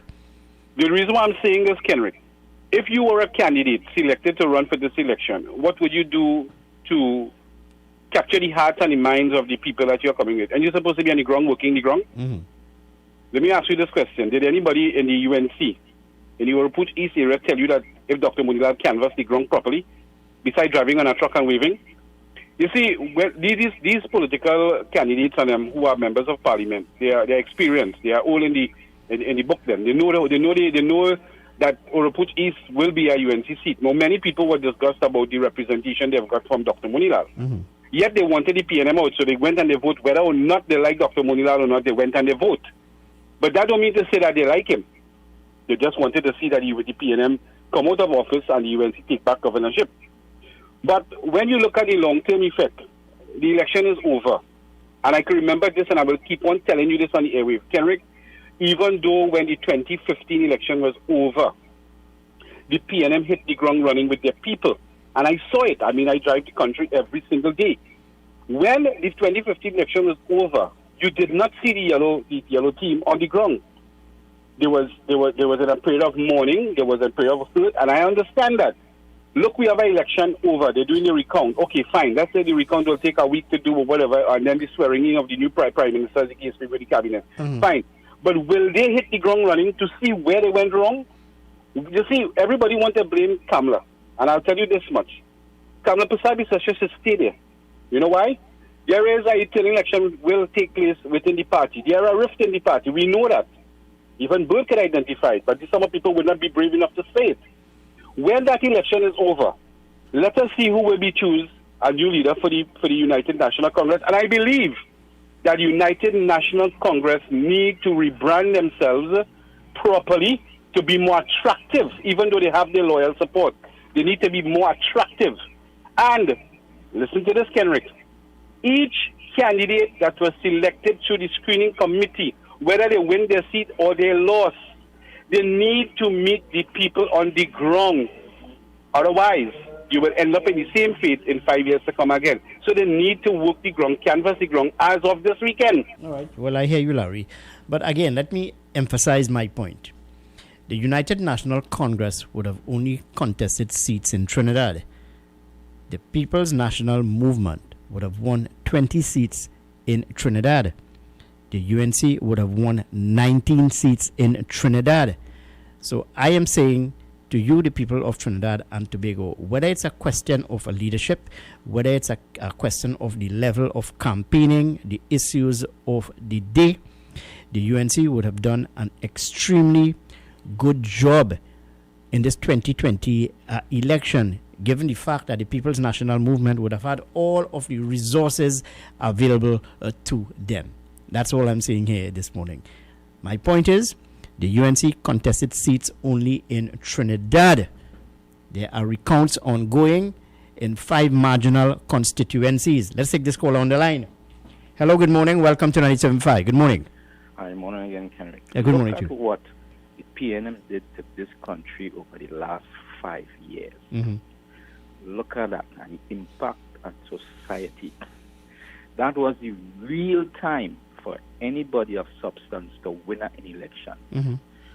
UNC come and lost this election. Unbelievable. Poor leadership. Didn't plan properly, didn't have the right people in the right places, didn't make the hard decisions when they had to in the right timing. There was no other better time for the UNC to win an election. Kenrick, look at what this country has been through the last 5 years. Look at the Point Lisa Estate. Look at taxes, look at fuel, look at cost of living, look at health, look at crime, look at the economy. And the UNC couldn't win this election. Well, I agree with you, because most people said that the PNM, or rather, the UNC have an election to win and the PNM have an election to lose. Yeah, so they did not do extremely well. And if you check the statistics at the end of this, they would not have gained ground. Is the PNM and the undecided that came out in the last election that didn't come out to vote. And putting Mr. Moninal there doesn't make any difference to this party. You know why? Because the opposition the PNM will always come back and say, well, when this fellow was in this party, this is what occurred under him. That UNC needs a new leadership, a new head. And you don't have to wait till the members of the party to tell you that. You step down as leader and say, this is the person that's going to run this party. That's the hard kind of decision that the UNC needs to make. All right. Well, thank you very much. Well, again, let me remind you that based on reports, Kamala Persaud is reported as saying that she is not prepared to step down at this time. Hello, good morning. Welcome to 97.5. Good morning. Good morning. Yeah, good morning to you, sir. What's happening? I do see the need for Kamala Persaud to step down, They could put who? And let me tell you something, Kenneth. Isa fella, I point blank. Isa man, I just tell you as it is. People do not know one of East Indian descent around this country, but so you could change Kamala for two. They do want an Indian. And let me tell you something. You know what was strange during this election? I from the constituency of La Hacienda Talparo. I was watching the results. Why there was this delay in showing the results for La Hacienda Talparo? It come like you're playing all fours and you're holding or you're hiding a trump card. Why was that delay in bringing out the results for La Hacienda Talparo? Let me tell you something about that. So you are saying that something untoward happened in La Hacienda Talparo? Exactly. Why was that delay? For me, that delay was deliberate. Why take so long to keep showing the results coming in from La Hacienda Talparo? Why? Were they preserving that results? So in case Sawa, Barataria, or Toko Sanigandi, that constituency would have made a difference of La Hacienda Talparo. Let me tell you something about that. And I see it again, I am not surprised PNM back in government. And I know, I don't want to say it out plain, but there was some mischief made there. I thank you, Kenrick. All right, my friend. Well, just to note that the La Hacienda Talparo seat, according to the figures in front of me, the PNM would have won by 500 votes. And in St. Joseph, that seat contested by Minister of Health Terence Dialsing and Ahaloy Hunt, that seat went to the PNM by 700 votes. Their recount ongoing for these two seats. Hello, good morning. Welcome to 97.5. Good morning. Yes, good morning again. This is Belmont calling again. Good morning, Belmont. Now, I agree with what you are saying, that the achievements of the UNC in Trinidad is good. And the contribution that Ms. John made in a place like La Hacienda Talparo that is made up of purely national housing, public housing. So they were put there from Laventille, Port of Spain, and wherever PNM voters were in surplus, they were put there. And for her to get within striking range, she has done very, very well. Better than that would have been just having a few. And places like you're talking about the candidate. You couldn't get a better candidate for that area. You couldn't get a better candidate for Tonapuna. You couldn't get a better candidate for St. Joseph. But what tipped the scale is people who are not interested in what are the plans or the programs of the two parties. That is what tipped the scale. What tipped the scale is the PNM people until they're dead. When Dr. William died in 81, Ellis Clark from Belmont, and Ellis Clark is not a racial man. Ellis Clark lived between Indian people. So when he said that it was not time for Indian Prime Minister, it is because of the feelings of the people and of the cabinet which survived Dr. Williams. So it is a question of race.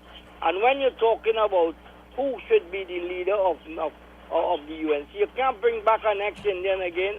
As good as Munilal might have been, you have to look for people from the university, men like Dr. Kojo, men like Dr. James, men that has a strong personality, and the people who stay in the PNM until they're dead is because of the kind of leader that they have and the kind of leadership that the PNM have. The PNM is very careful in not putting East Indian as their head because of that psychological thinking. But that will wear out, but not right now. And Mrs. Isis, as I said before, should look for someone to succeed her, some intellectual from outside, someone without stain, and someone that is an honest commentator and show signs that they're not really PNM at the moment, and they can be true. So another thing, the caller, I don't want to take too long. A caller is still talking about the leadership to pick the candidate. Leadership. There's a difference between the leadership and the leader. And there is a reason why a political party has a leader. That is the dictatorship part of the party, where the leader makes the decisions. look at if a cabinet is to be appointed. The president will consider who will be loyal to the leader of that party and how much he can muster to be getting their support. All right, well, let's leave it there for the time being, Mr. Belmont, because we need to head up to the 8 o'clock newscast. And, of course, when we come back, we'll continue with the final hour of today's edition of the morning program, You Talk, 975 FM, Hot Like Pepper. Yes, we're examining the election results 2020. Note that recounts are continuing today in 5 constituencies in Trinidad and 1 in Tobago. How that pans out during the course of today and into tomorrow, well, we'll just have to wait and see. Stay with us here, 975 FM, Hot Like Pepper. Time has come. New 97.5. Make it your choice. Something for everyone. 975 FM. Music for you. It's all about you. U97.5 FM, Hot Like Pepper, multicultural radio. Power to the listeners. It is now time for Major News to the Hour, brought to you by Crystal Beverages Company, Super Quality Supermarket, Sheikh Elisha Limited, and the Trinidad and Tobago News Day.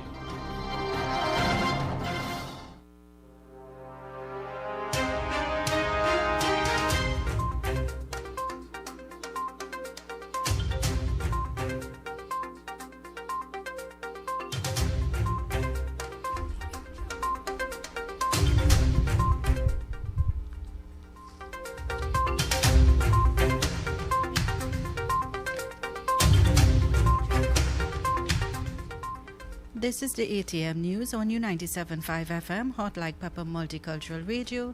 I am Uma Ratan Singh. Good morning. Political leader of the Independent Liberal Party, Rekha Ramjit, has resigned from her position. Ramjit said in a media release that her resignation is with immediate effect. She said she was proud to serve in her capacity since 2015 and amid the challenges faced in a nation with a dominant two-party system and etched the ILP's name in the national history. No other party has captured the imagination of the people in recent times like the ILP has, and this she will always remember. The Ministry of Health has announced 14 new cases of COVID-19 in its latest update yesterday afternoon. According to the Ministry of Health, the number of samples submitted to CARFA and UESIDE for testing stands at 11,590. Number of samples which have been tested positive at public and private facilities, 300. Total number of active cases, 153. Number of patients discharged, 139.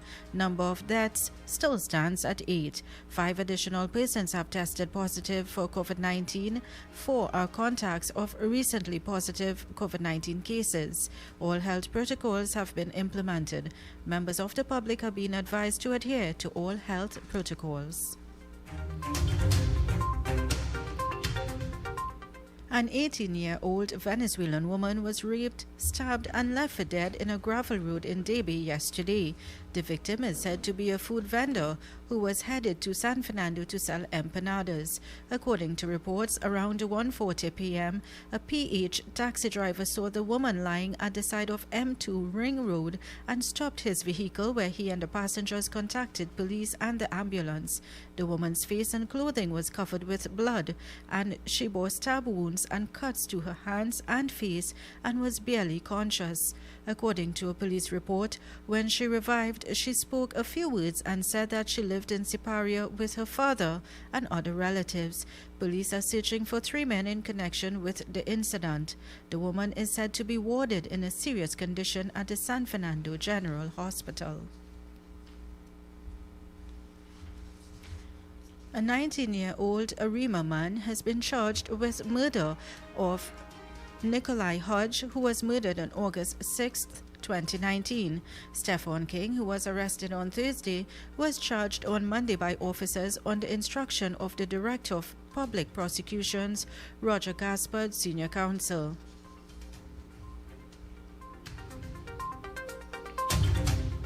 An investigation has been launched into social media posts made by teachers of Bishop Anstey High School and Trinity College East, which have been deemed by many social media users to be racist. The posts, which were made following the United National Congress loss to the People's National Movement in Monday's general election, which however caused many eyebrows to raise.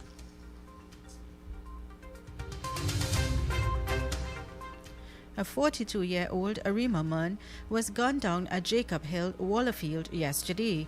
According to a report, Karen Medina of Pinto Road was in the driver's seat of a Nissan Frontier when he was shot by gunmen who got in a car and sped off. Emergency response patrol units attached to the Northern Division visited the scene along with homicide officers. He was declared dead by a district medical officer and investigations are continuing.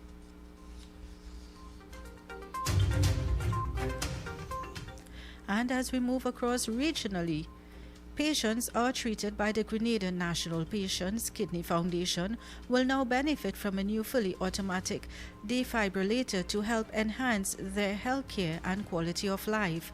More than 80 patients will now be able to access the critical healthcare equipment due to a donation of EC $4,000 from the Sandals Foundation. Chronic kidney disease is reported to affect 1 in 10 people worldwide and involves the progressive loss of kidneys function over months and years. The device, which was presented by Sandals Foundation ambassador to Grenada, removes the possibility of human error by eliminating the need for the operator to press the shock button when treating the patient.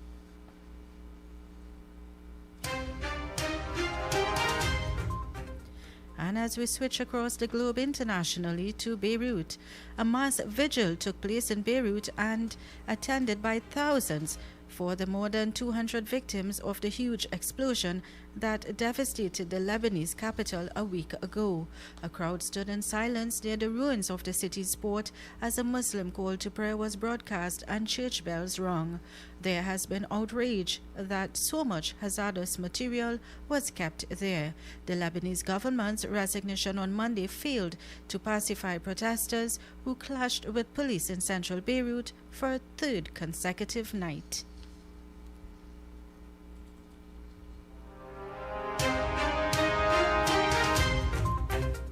And on to the weather forecast for today. Sunny periods will be interrupted by intermittent showers in varying localities. There is the 60% chance of a few heavy showers and thunderstorms during the late morning to afternoon. Seas will be slight to moderate with waves 2 meters in open waters and near calm in sheltered areas. High tides at 10:13 a.m. and 10:06 p.m. Low tides at 3:24 p.m. Sunset at 6:24 p.m.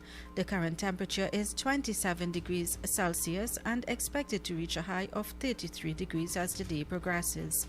And that brings us to the end of the 8 a.m. news on U97.5 FM, Hot Like Pepper Multicultural Radio. Join us again at 10 a.m. for news updates. I am Uma Ratan Singh wishing you a good morning. Back to Mr. Kenrick Jagannath for more on You Talk.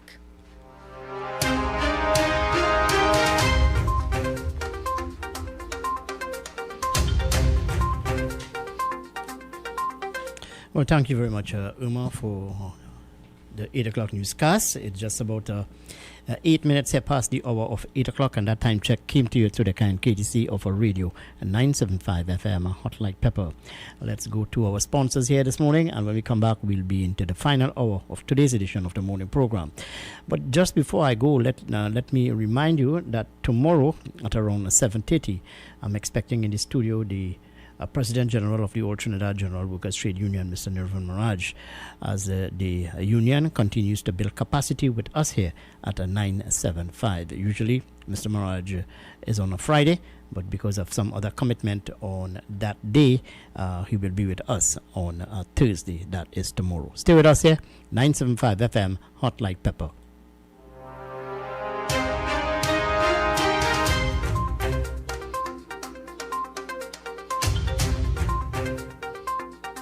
Attention all bakers, doubles vendors and roti makers. Try our high quality unbleached bromate free all-purpose and baker's flour. Low price and conveniently packaged in 2 pounds, 2 kg, 10 kg and 25 kg bags. For wholesale and retail prices, contact Shiklisha Limited 665-3336 or visit us at Warrenville, Canupia. Shiklisha Limited, quality you can trust.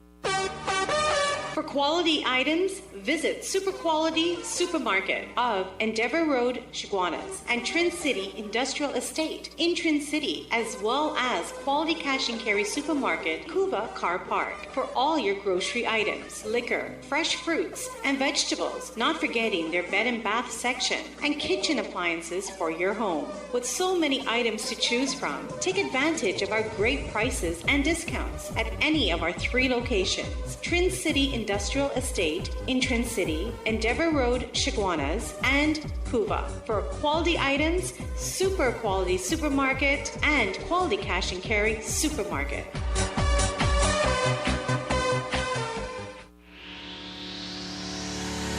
Kathy's Cool Spot Enterprises Limited, number 86 Pearville, opposite the TSTT Exchange in Mayaro. We specialize in all types of meats, dry goods, liqueur, beverages, ice, LPG, gas, motor oils, stationery supplies, and photocopying. We also provide rentals of tents and chairs for your every occasion. Come in and take advantage of our specials at reduced prices on liqueur, wholesale and retail. We are open every day, even on public holidays, for your convenience.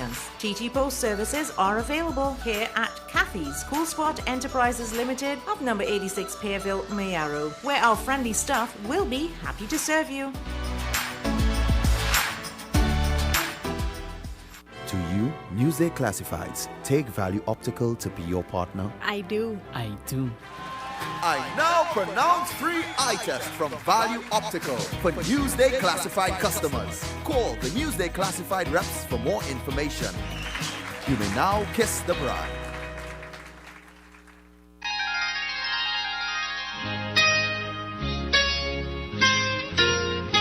This is Samaru Ramrup inviting you on a journey down memory lane with enchanting songs on the program Nightline, Mondays to Thursdays, 9 p.m. to 12 midnight. Let your heart sing along with the music on U975 FM, Hot Like Pepper, Multicultural Radio.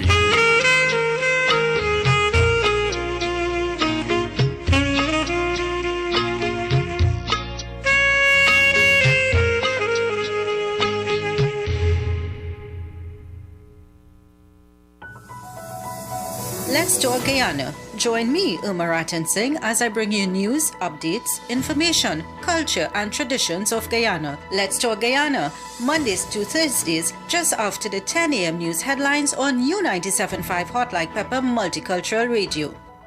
It's Yummy Tummy Time with Umi. I am Uma Ratan Singh inviting you to join me on Yummy Tummy with Umi. Yummy, yummy, yummy, I got love in my tummy. Mondays to Thursdays, just after the 10 a.m. news update and Let's Talk Guyana. Yummy Tummy with Umi brings to you exciting and tasty recipes, and you can even learn to recreate dishes using leftovers. Yummy Tummy with Umi on U97.5 Hot Like Pepper Multicultural Radio. Catch us on YouTube at RCL U975 and Facebook. Remember to eat healthy, stay happy. Happy eating!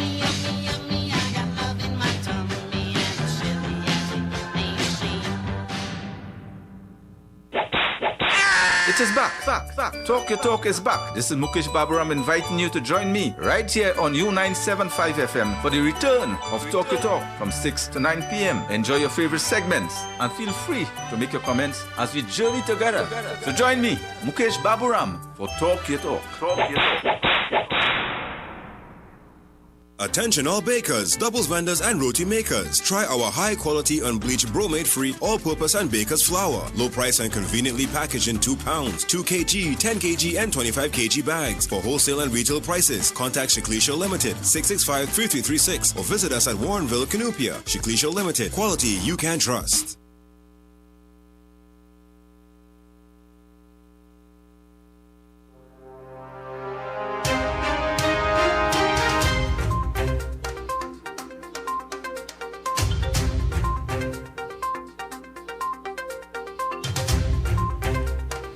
Yeah, 14 minutes past the hour of 8 o'clock, and that time check came to you through the kind courtesy of Radio 975 FM, Hot Like Pepper. We are into the final hour, so you can call us at 6367547, 2275739, and you can also WhatsApp us at 3784975. Well, recounts are ongoing in 5 constituencies in Trinidad, while recounts are ongoing in 1 seat in Tobago. Just to remind you that those seats which are being recounted today, just throw your mind back to 2015 general election. These are some of the very seats where there would have been some concerns and some issues being expressed by the United National Congress back then in 2015. I just thought I'd mention that to you this morning. So we're looking at the elections of 2020, the results of 2020. I want you to share your thoughts with me. Let me know what are your thoughts on the results thus far.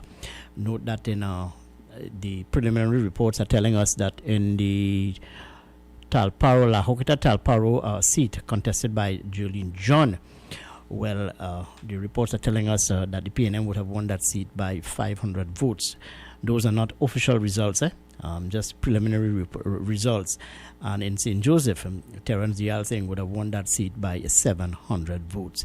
Preliminary results indeed. So very close margin there. And recounts, as I said, are ongoing that on those 2 seats. So let's take this call on the line. Hello, good morning and welcome. All right, I'm sorry to miss your call, but you need to call me back. But now that the election is over, the challenge ahead of the government of the day, that is when they are sworn in, would be to manage the economy. First, Prime Minister Dr. Keith Rowley, if the results goes in his favor, and from all indication, this is based on the EBC's recount and so on, he will be sworn in as the Prime Minister of Trinidad and Tobago. Then he has to announce his cabinet. And then, of course, the big challenge is to prepare a budget for 2020-2021. That would be the real challenge facing Dr. Keith Rowley when or if he is sworn in as Prime Minister of Trinidad and Tobago. Until then, well, the old government, quote-unquote old government, will continue to run the country until the EBC gets in touch with Paula May Weeks, the President of the Republic of Trinidad and Tobago, gave her the official results and state what party would have won the most seats in the general election. And then we can proceed forward from there. Let's hope it's not going to be in limbo as what would have transpired in Guyana. Remember, Guyana election was held on the 2nd of March, and only about 2 weeks ago, Irfan Ali was sworn in as president of Guyana. So let's hope that situation does not prevail here in Trinidad and Tobago. Let's hope that good sense can prevail and we can continue with the governance of the Twin Island Republic. Let's take this caller on the line. Hello, good morning, welcome. Hello. Yeah, but in spite of all of that, okay, the caller is back on the line. Hello, good morning, welcome to 97.5. Hi, good morning. And good morning to you. I only have one question this morning. Mm-hmm. I would like to know who's supposed to declare the result of the election. Is it the EBC or the Prime Minister? The EBC. Right. So how come that night the count wasn't finished and he declared he won? So something is not real. If we have to wait on the President for the EBC to declare who wins, therefore we should have waited. He should have waited for the EBC to declare it. Well, you understand? Well, so the powers he's the Prime Minister, so he could do what he wants. Not so? No, have a good day. No. You see, you're sounding a bit ignorant there. The Prime Minister cannot do what he wants. Remember, this is an election campaign. The Prime Minister would have gotten information from his, let's say, agents, or from the various polling stations and what have you. Hence, he could have declared himself a winner. Remember, you only need 21 seats, to win. But I understand it was a bit premature for Dr. Keith Rowley to announce that the PNM would have won the general election. It was a bit premature on my part, and people are questioning that this morning. Hello, good morning. Welcome to 97.5. Good morning. Hello, good morning, sir. Morning. Good morning. Good morning to you.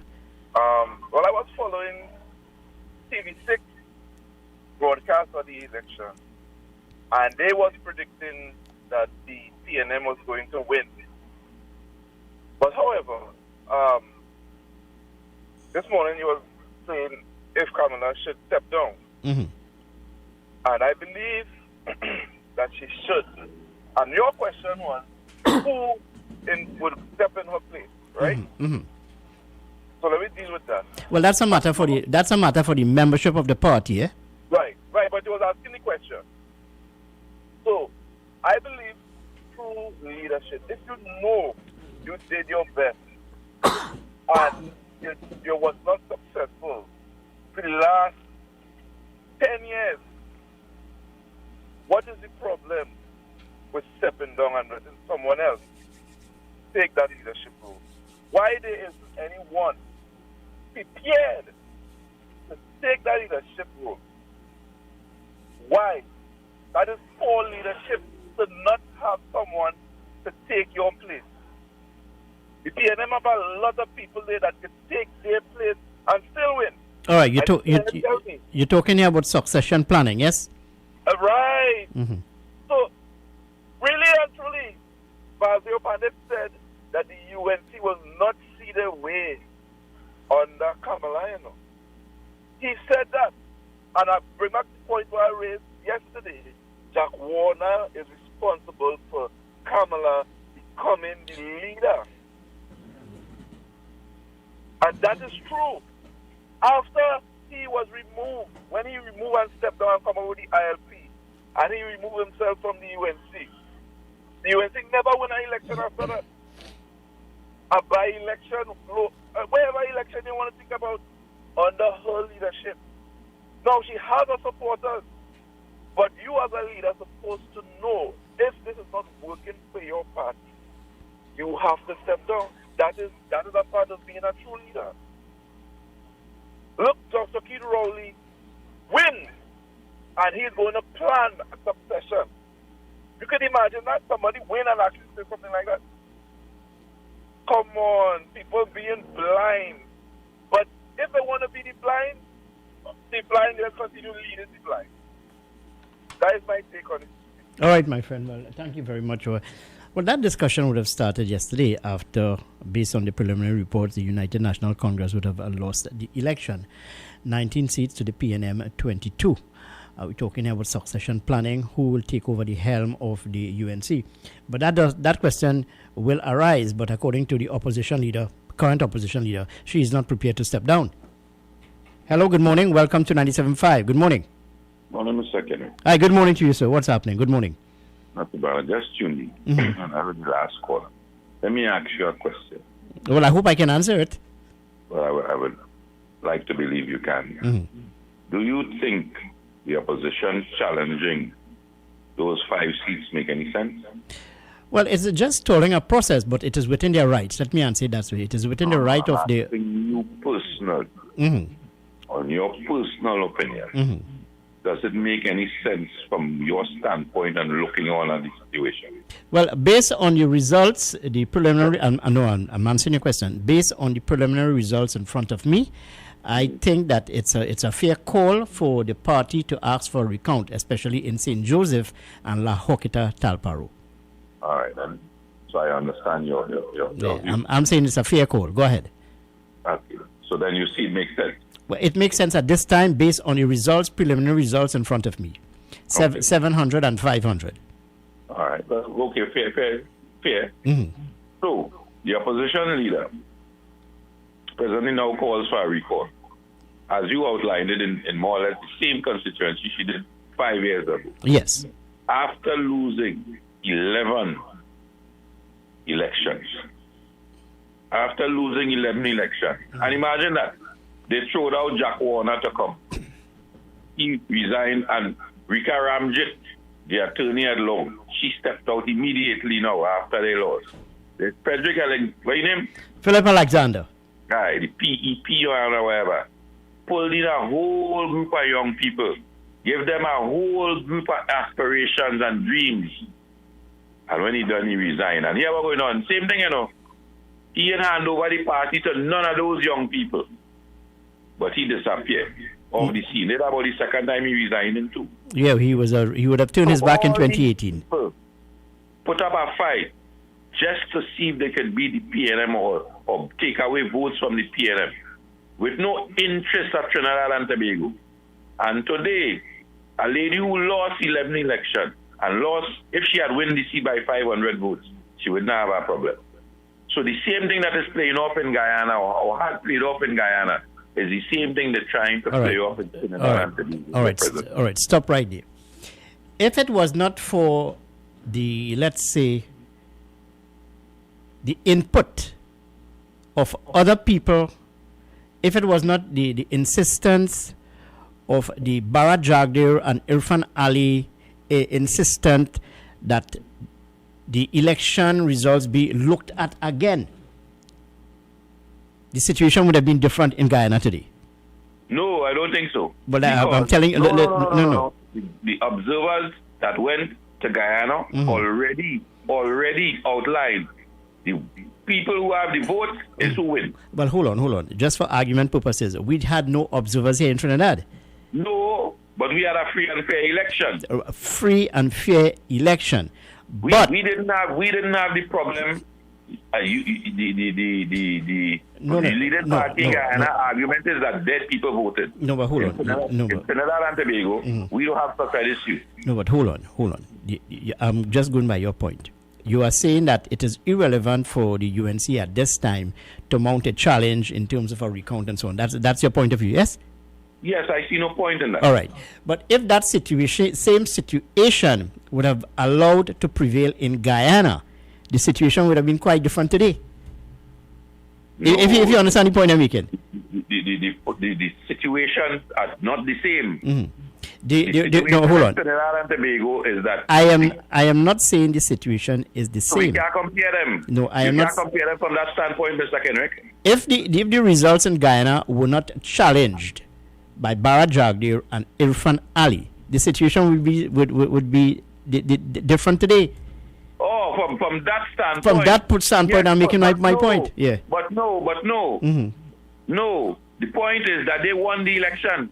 Don't care how you take it, they had won. So the electorate put them in power. They challenged the government for not moving. That is a different issue. All right. Two different issues. So in the population voted for them. Right. They don't have an issue with Bataria or Sawa or whatever name and show. They don't have an issue with that. That is two different issues, Mr. Kenrick. All right. Well, the contention here of the United National Congress is that something untoward may have happened. Of winning 3 seats to make up the government. That's right. And because they believe that here we're going to they lose by 500 or so hundred, they intend to challenge that. That is their argument. And to me, logically, all you're doing is putting the country, because when I see the kind of thing they put on Facebook, and this, even the man who Juice Man, Ramsaran daughter, put out a thing on Facebook and had to come back and apologize. It is carrying down our society lower and lower. And here we're going on. Here I observe it. There was a peace treaty signed after this whole incident between these people in Laventille and Sealer. UNC, and when the UNC didn't win, and the UNC had a huge group of support that they lined up a few gangsters to come together after that. No. You see, when you start making them kind of statement, I don't have the evidence to support that. You've been a bit reckless today. You can't say that the UNC would have gathered gangsters and so on. No. I will not allow that. That's why I had to cut you off sometime. You've become a bit too reckless. Hello, good morning, and welcome to 97.5. Good morning. Ken, I hear people talking of new leadership. I want to subscribe to new leadership. But I want who talk in new leadership explain what they mean by new leadership. Is it a new face? You understand? The people can use a new leadership. Tell me what that means. How that translates into action? What exactly should the new leader that you're calling for? What should the new leader exhibit? What should they do in the party? All this talk about new leadership, this just old talk. Do analysis of the party, and you'll find the majority of problem in this party is from outside the party. influencing people within the party. Well, I agree. I tend to agree with you, Chris. And it is time that the people, the membership of this party, tell those people who don't belong to the UNC, stay out of UNC business. All right. All of your COP, all of your ELP, all your PNM, leave UNC business alone. In essence, what you are saying is those who would have been in the fold of the UNC at one time, now out of the loop for some reason or the other, they should have looked at the bigger picture, because at the end of the day, they are viewing the PNM as the quote-unquote political enemy. So you need to throw your support behind the party that encompasses the majority of let's say, opposition supporters, if you understand the point I'm making to you. You're quite right. Get into the party, sit down and talk, listen, have a suggestion, so, thing are going right, so I suggest so, and work it out. No. Anytime you someone do agree with somebody, jump out. From the next party. Get a firm with who this disgruntled, and it's always a mash-up and a break-up. As far as I'm concerned, they could just roll over and die. And you have this PNM party, as well as we call it here. He know all the UNC business. He know by 25 seats that they had. But you know what? He didn't know they had 36 of 36. He don't know in the history of this country, a government had 36 of 36 seats in the House of Representatives. He know why somebody had 29. You're talking about the Nouveau campaign, yes? Yeah, he can't count more than 29. Thank you, sir. All right, Henry. All right, thank you very much for your thoughts. As we, it's just about 8:30 in the Republic of Trinidad and Tobago, and that time check came to you through the kind courtesy of a radio 975 FM Hot Like Pepper. No, it is within the right of any political party to call for a recount. If you feel that something untoward would have happened, you call for a recount. That's part of the process. And my caller, the point I was trying to make with Guyana, if the operators of Bharat Jagdeo and Irfan Ali did not put pressure or did not call for clarity or did not raise concerns and the red flag and so on, the situation would have been quite different today in Guyana. That's the point I'm making to the last caller there. So, you're right. The candidate right is to ask on the leadership to call for a recount given the margin of victory or the margin of defeat. 700 to 500. Well, yes, there's cause for concern and reasons for a recount. Hello, good morning. Welcome to 975. Good morning. Morning, Karen. Hi, good morning to you. I don't entirely agree with you there. No. When I watch the man, it's just plain desperation. You know, we lost 600 votes. The chances of recounting overturning that is extremely slim. They're just stalling. So it's the same thing 5 years ago. No, the 1 hour. Well, this is the point. This is the point I made. The same seats that the UNC raising the red flag over are the same seats that they would have raised the red flag in 2015. Yeah, when they win, they doesn't want to recount for instance, Bharat and Arsan. Why they don't want to recount for that? Yeah? It's the same thing. They just stolen and sore losers. Well, okay. Well, you can say sore losers, but as you and I'm sure that you agree with me that they have this mandate. The party have this mandate that they ought to call for a recount. I mean, a recount will just take about 2 or 3 days. It's not to stall the entire process. But if you want to take the matter further and go to court and so on, well, then that's another kettle of fish altogether. You understand the point I'm making? Yeah, the point what I say. Deep down inside, on the ground, the so-called intellectuals, the UNC, they are making the party lost, but they just the leadership out of stolen tactics. Yeah, and I don't know the reason why. Because a leader has to look at things at 7-year cycles, Kenrick. If you're 65, you look at it, next election you're going to be 70. Yeah, apparently Dr. Rowley has seen that he's 70. Next election he's 75. What are you doing right now again? You want to rack up Mrs.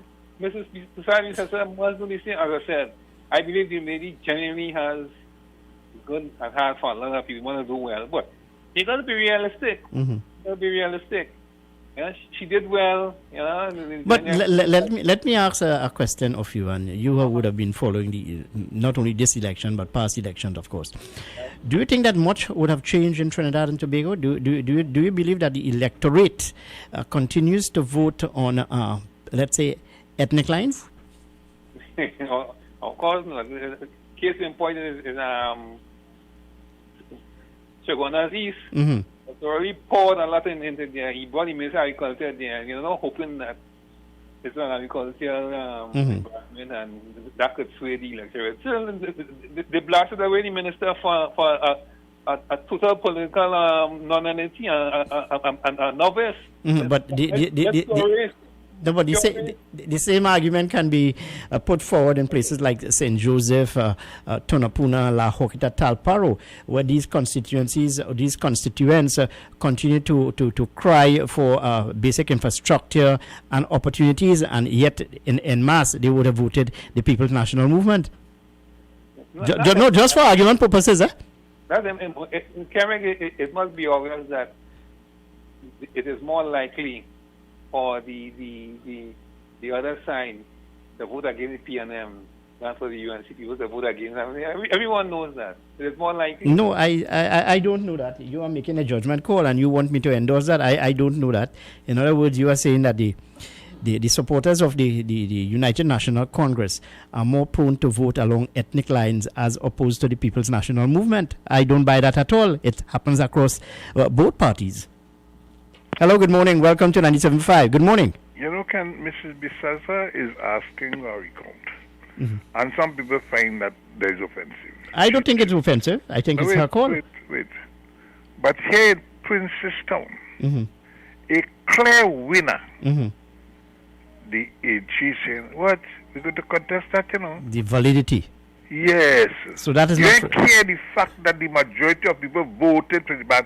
The man actually filled out the election boards commission and said, right, good to go. But you're going to contest that now. What you're concerned about the people? About representation? Yeah, good point, Chris. Thank you. Okay, a very good point indeed. Yes, the Attorney General did indicate, win, loss or draw, that they would challenge the validity of the candidacy of one Barry Padarat. And how does that come into the equation to my last caller there, who is making the point that it is irrelevant at this time for the United National Congress and by extension its leadership to call for a recount in these constituencies. So, you see, it depends on what part of the fence you sit on that you will make a certain call. And I am saying it is the prerogative of the UNC and by extension its leadership to call for a recount, given the fact that the margin of victory and defeat is 700 and 500 votes. Anyway, I need to take a commercial break at this time as we're heading up to the hour of 9 o'clock. Note that at the top of the hour, you can join the Bees Hi-Fi, who will take you on till the hour of 12 noon with his version of a mid-morning and you. Let's take some commercials here this morning.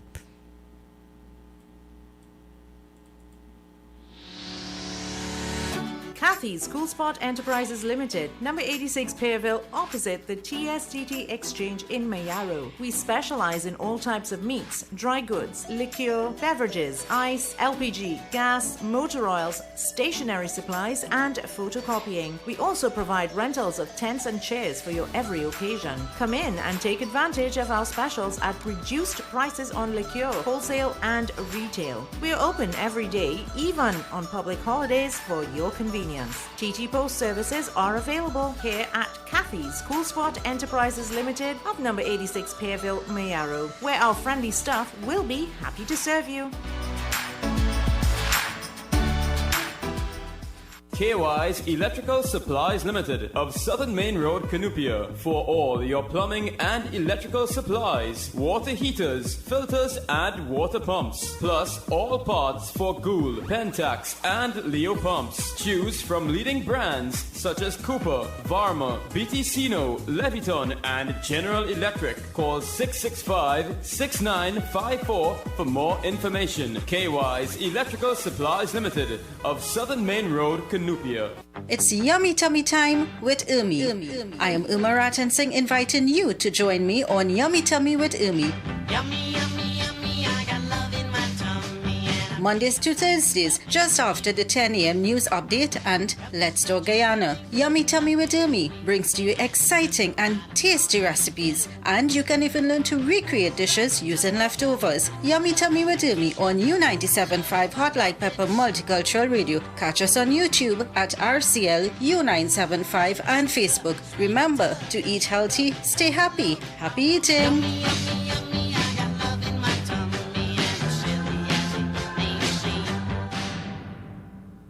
Greeted in the wonderful name of Jesus. My name is Bishop Kelvin Khan from Endurance Ministry International. Our new location is in Railway Road, Londonville. You can tune into 97.5 every Sunday morning from 6 a.m. till 8. Tell your nanny and your nana, your chachi, your chacha, your grandpa, your grandma. We need to pray for our nation. God bless you. Thank you. Praise Him, praise Him.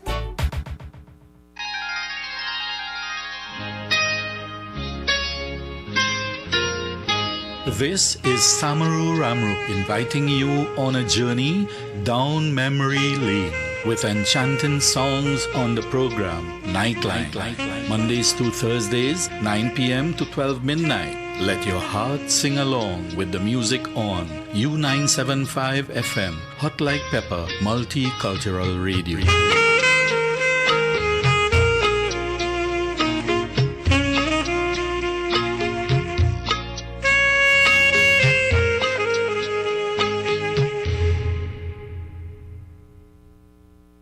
You can now listen to business news Monday to Fridays at 5 p.m. Get updated on all the latest business developments. Tune in to U97.5 Hot Like Pepper Multicultural Radio, where we keep you informed, educated, and entertained.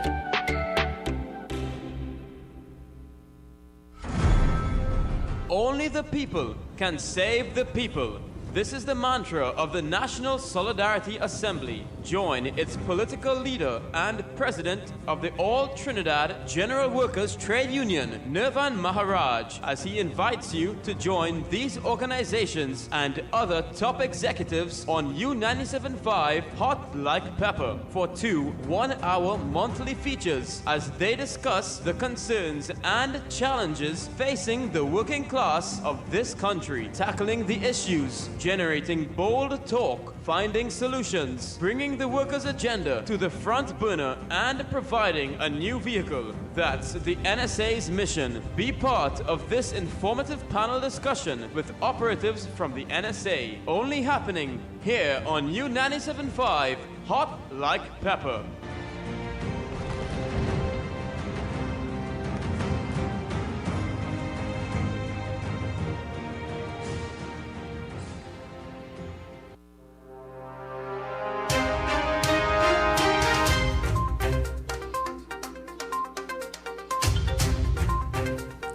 Yeah, 19 minutes here to the hour of 9 o'clock, and that time check came to you through the kind courtesy of Radio 975 FM, Hot Like Pepper.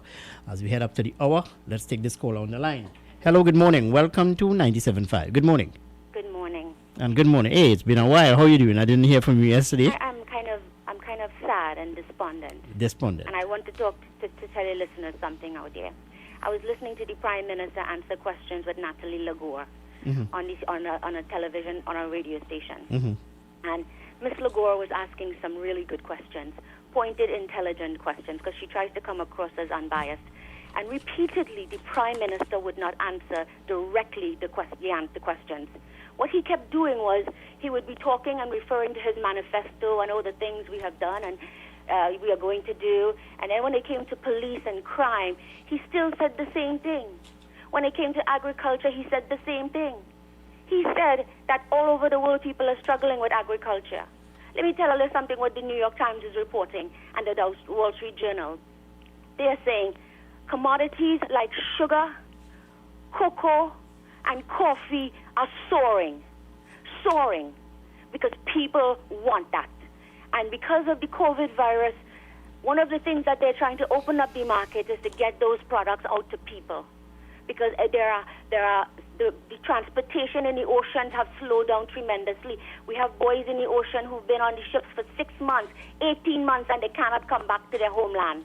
Poor boys like from we have in Trinidad here. But the Prime Minister wants us to import sugar, import coffee, import everything and use US dollars.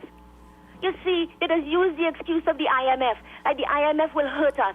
The IMF is putting $50 billion in Africa. And you know what the IMF said? They said we are scared that they will use it for corruption. That is what they've done in the PNM. Now you have to look at the numbers. My mother pointed out something to me this morning. She said, look at the PNM chart and look at the UNC chart and put your fingers, your index finger and your next finger together. They are neck and neck. Because you know why? Long time used to only be a small percentage of Indians voting, and the PNM was high up because they own the 1%. The 1% owns them, and they will forever keep you ignorant and not learning. They will not give you computers. You should be getting free internet. We are an oil and gas company. Our country is so rich. We are giving away our products and resources to rich people. You know what the newspaper reported yesterday? Front page Guardian. UTC and NIB made billions of dollars in profit. That is what he's telling us. We're going to make a lot of money for our shareholders. How many of you invest in Ansel McCall? When Kamala Sasa left the presidency last, the prime minister, she borrowed $1 billion from Answer Bank. That was in the newspaper. And I was like, why? Well, a lot of local people have money in Answer. And when Answer has to make money, you got to give the shareholders something. And big government people have shares. But Ms. Madras, I'm trying to understand your point of view. What you're saying, the people continue to vote for the PNM despite what you are describing as poor governance? Consistently, you guys vote. People who are listed, even for the UNC, we are voting based on what we like. Oh, she have a nice dress. He's a handsome man. Not what they have done. How many of us still can't get water? In 2020, are we going 2021? Well, no, hold on. You can go on and on, but this is the point I have been trying to make even before the general election. I would have said to you and the listening audience, whether you change a government or not, voting a new member of parliament, the situation will remain the same after a general election. Look, today, the crime situation continues. Murder continues in the country. We still have the challenge of COVID in front of us. So changing a government, in my humble opinion, does not solve the problem, you know. You just change an administration, but it's the same kata over and over. Even when the People's Partnership was in office, we had a spiraling crime situation where over 456 people would have been killed in the country. We still had all these challenges, poor infrastructure, while an attempt was made to address such. The challenges were in front of us. You see, this country will never move forward because we are too polarized. We do not look at what is in the best interest of Trinidad and Tobago, but we look at what is in the best interest of our party. And when our party wins, we hope that we get a little kakada at the side. That is the culture of Trinidadians. They vote because what they see for themselves. And nothing is wrong with that. But you have to look at what is the bigger picture. Look, we have an SEA exam in front of us. And the discussion is still continuing as to whether that exam should continue or not based on the spiraling cases of COVID-19 in the country. School is set to open on September 1st. We have the country, the government of the day, new incoming government of the day, they have a budget to present. How are we going to move forward? These are some of the challenges. So we can argue from now until the cows come home, nothing will change in this country. Hello, good morning. Welcome to 97.5. Good morning. Ms. Madras made a point about cocoa and about soya. Mm-hmm. People know that we have the highest quality cocoa in the world. Mm-hmm. But how many people do that Tucker Valley in Chagaramas has the best in the whole world for the cultivation of soya? Mm-hmm. In the whole world, you know. When I did my studies in Crown Teachers College, I wrote a thesis on soybeans. And I went to Tucker Valley, and they found that the whole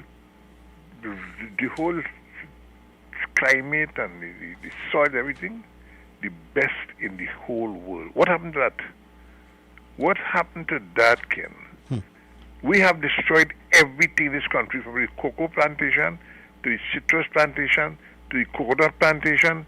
everything, coffee plantation, everything. And put a pause for a while, Chris. And I find it very hypocritical of Dr. Keith Rowley and his administration to where he would address an audience in, I think it was in Shogunas East, not Shogunas East rather, but in Sangre Grande, where he talked about the re-establishment of the cocoa industry, providing certain incentives for young farmers and so on to cultivate cocoa. Now, cocoa is not a crop that you plant now and you get in a year time, you know. It takes years for the cocoa plant to actually bear fruit, so to speak.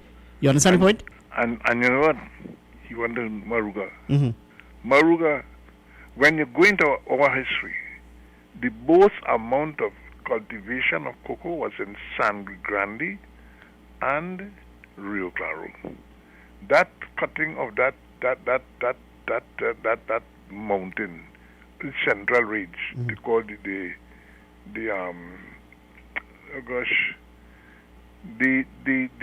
Trinidad Railway Company had to find a way to pass through the Central Range and cut through the Central Range to get cocoa from Rio Claro. So the whole extension of the railway from Arima to Sangre Grande was done because of the cultivation of sugarcane, and that train to Rio Claro was again because of the cultivation of cocoa. But you go now and you leave them, and you go into Maruga to what? Political patronage. You go down there and you have people to walk and they vote for you. When last you went to Grand Couva, Ken? Well, I was here probably about 2 weeks ago. And look at the amount of cocoa plantation abandoned. Mm-hmm. So with this country is not serious, you know, and people just they hear, but they don't understand. They don't see.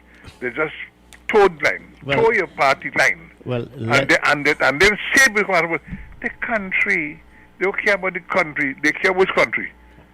All right, well, I hear, Chris.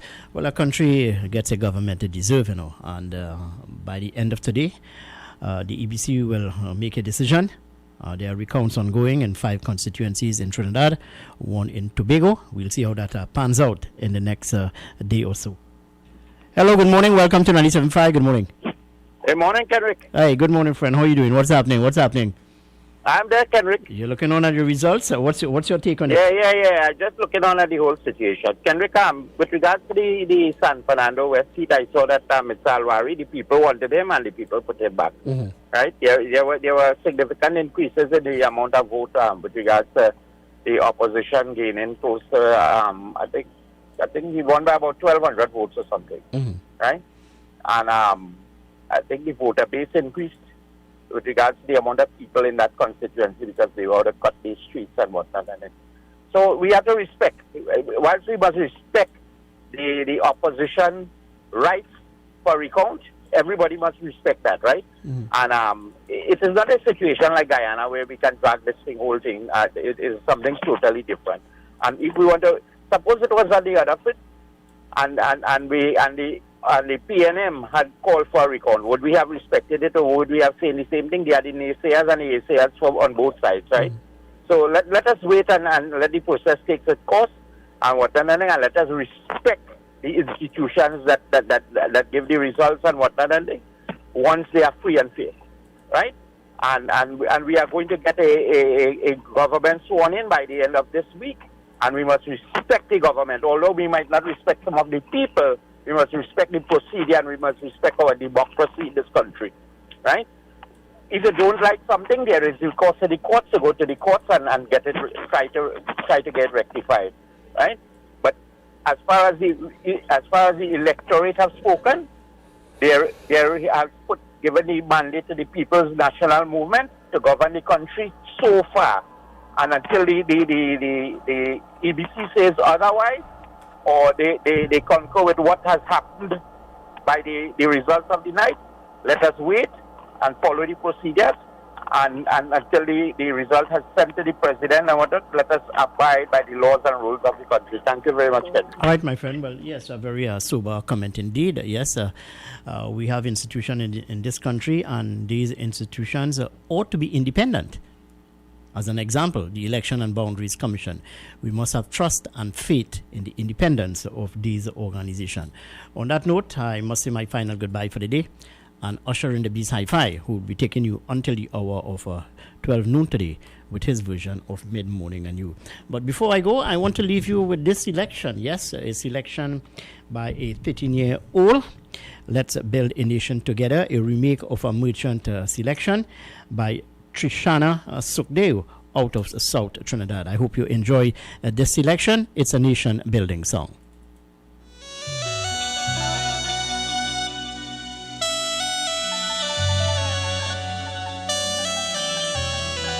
Let's build back our nation together.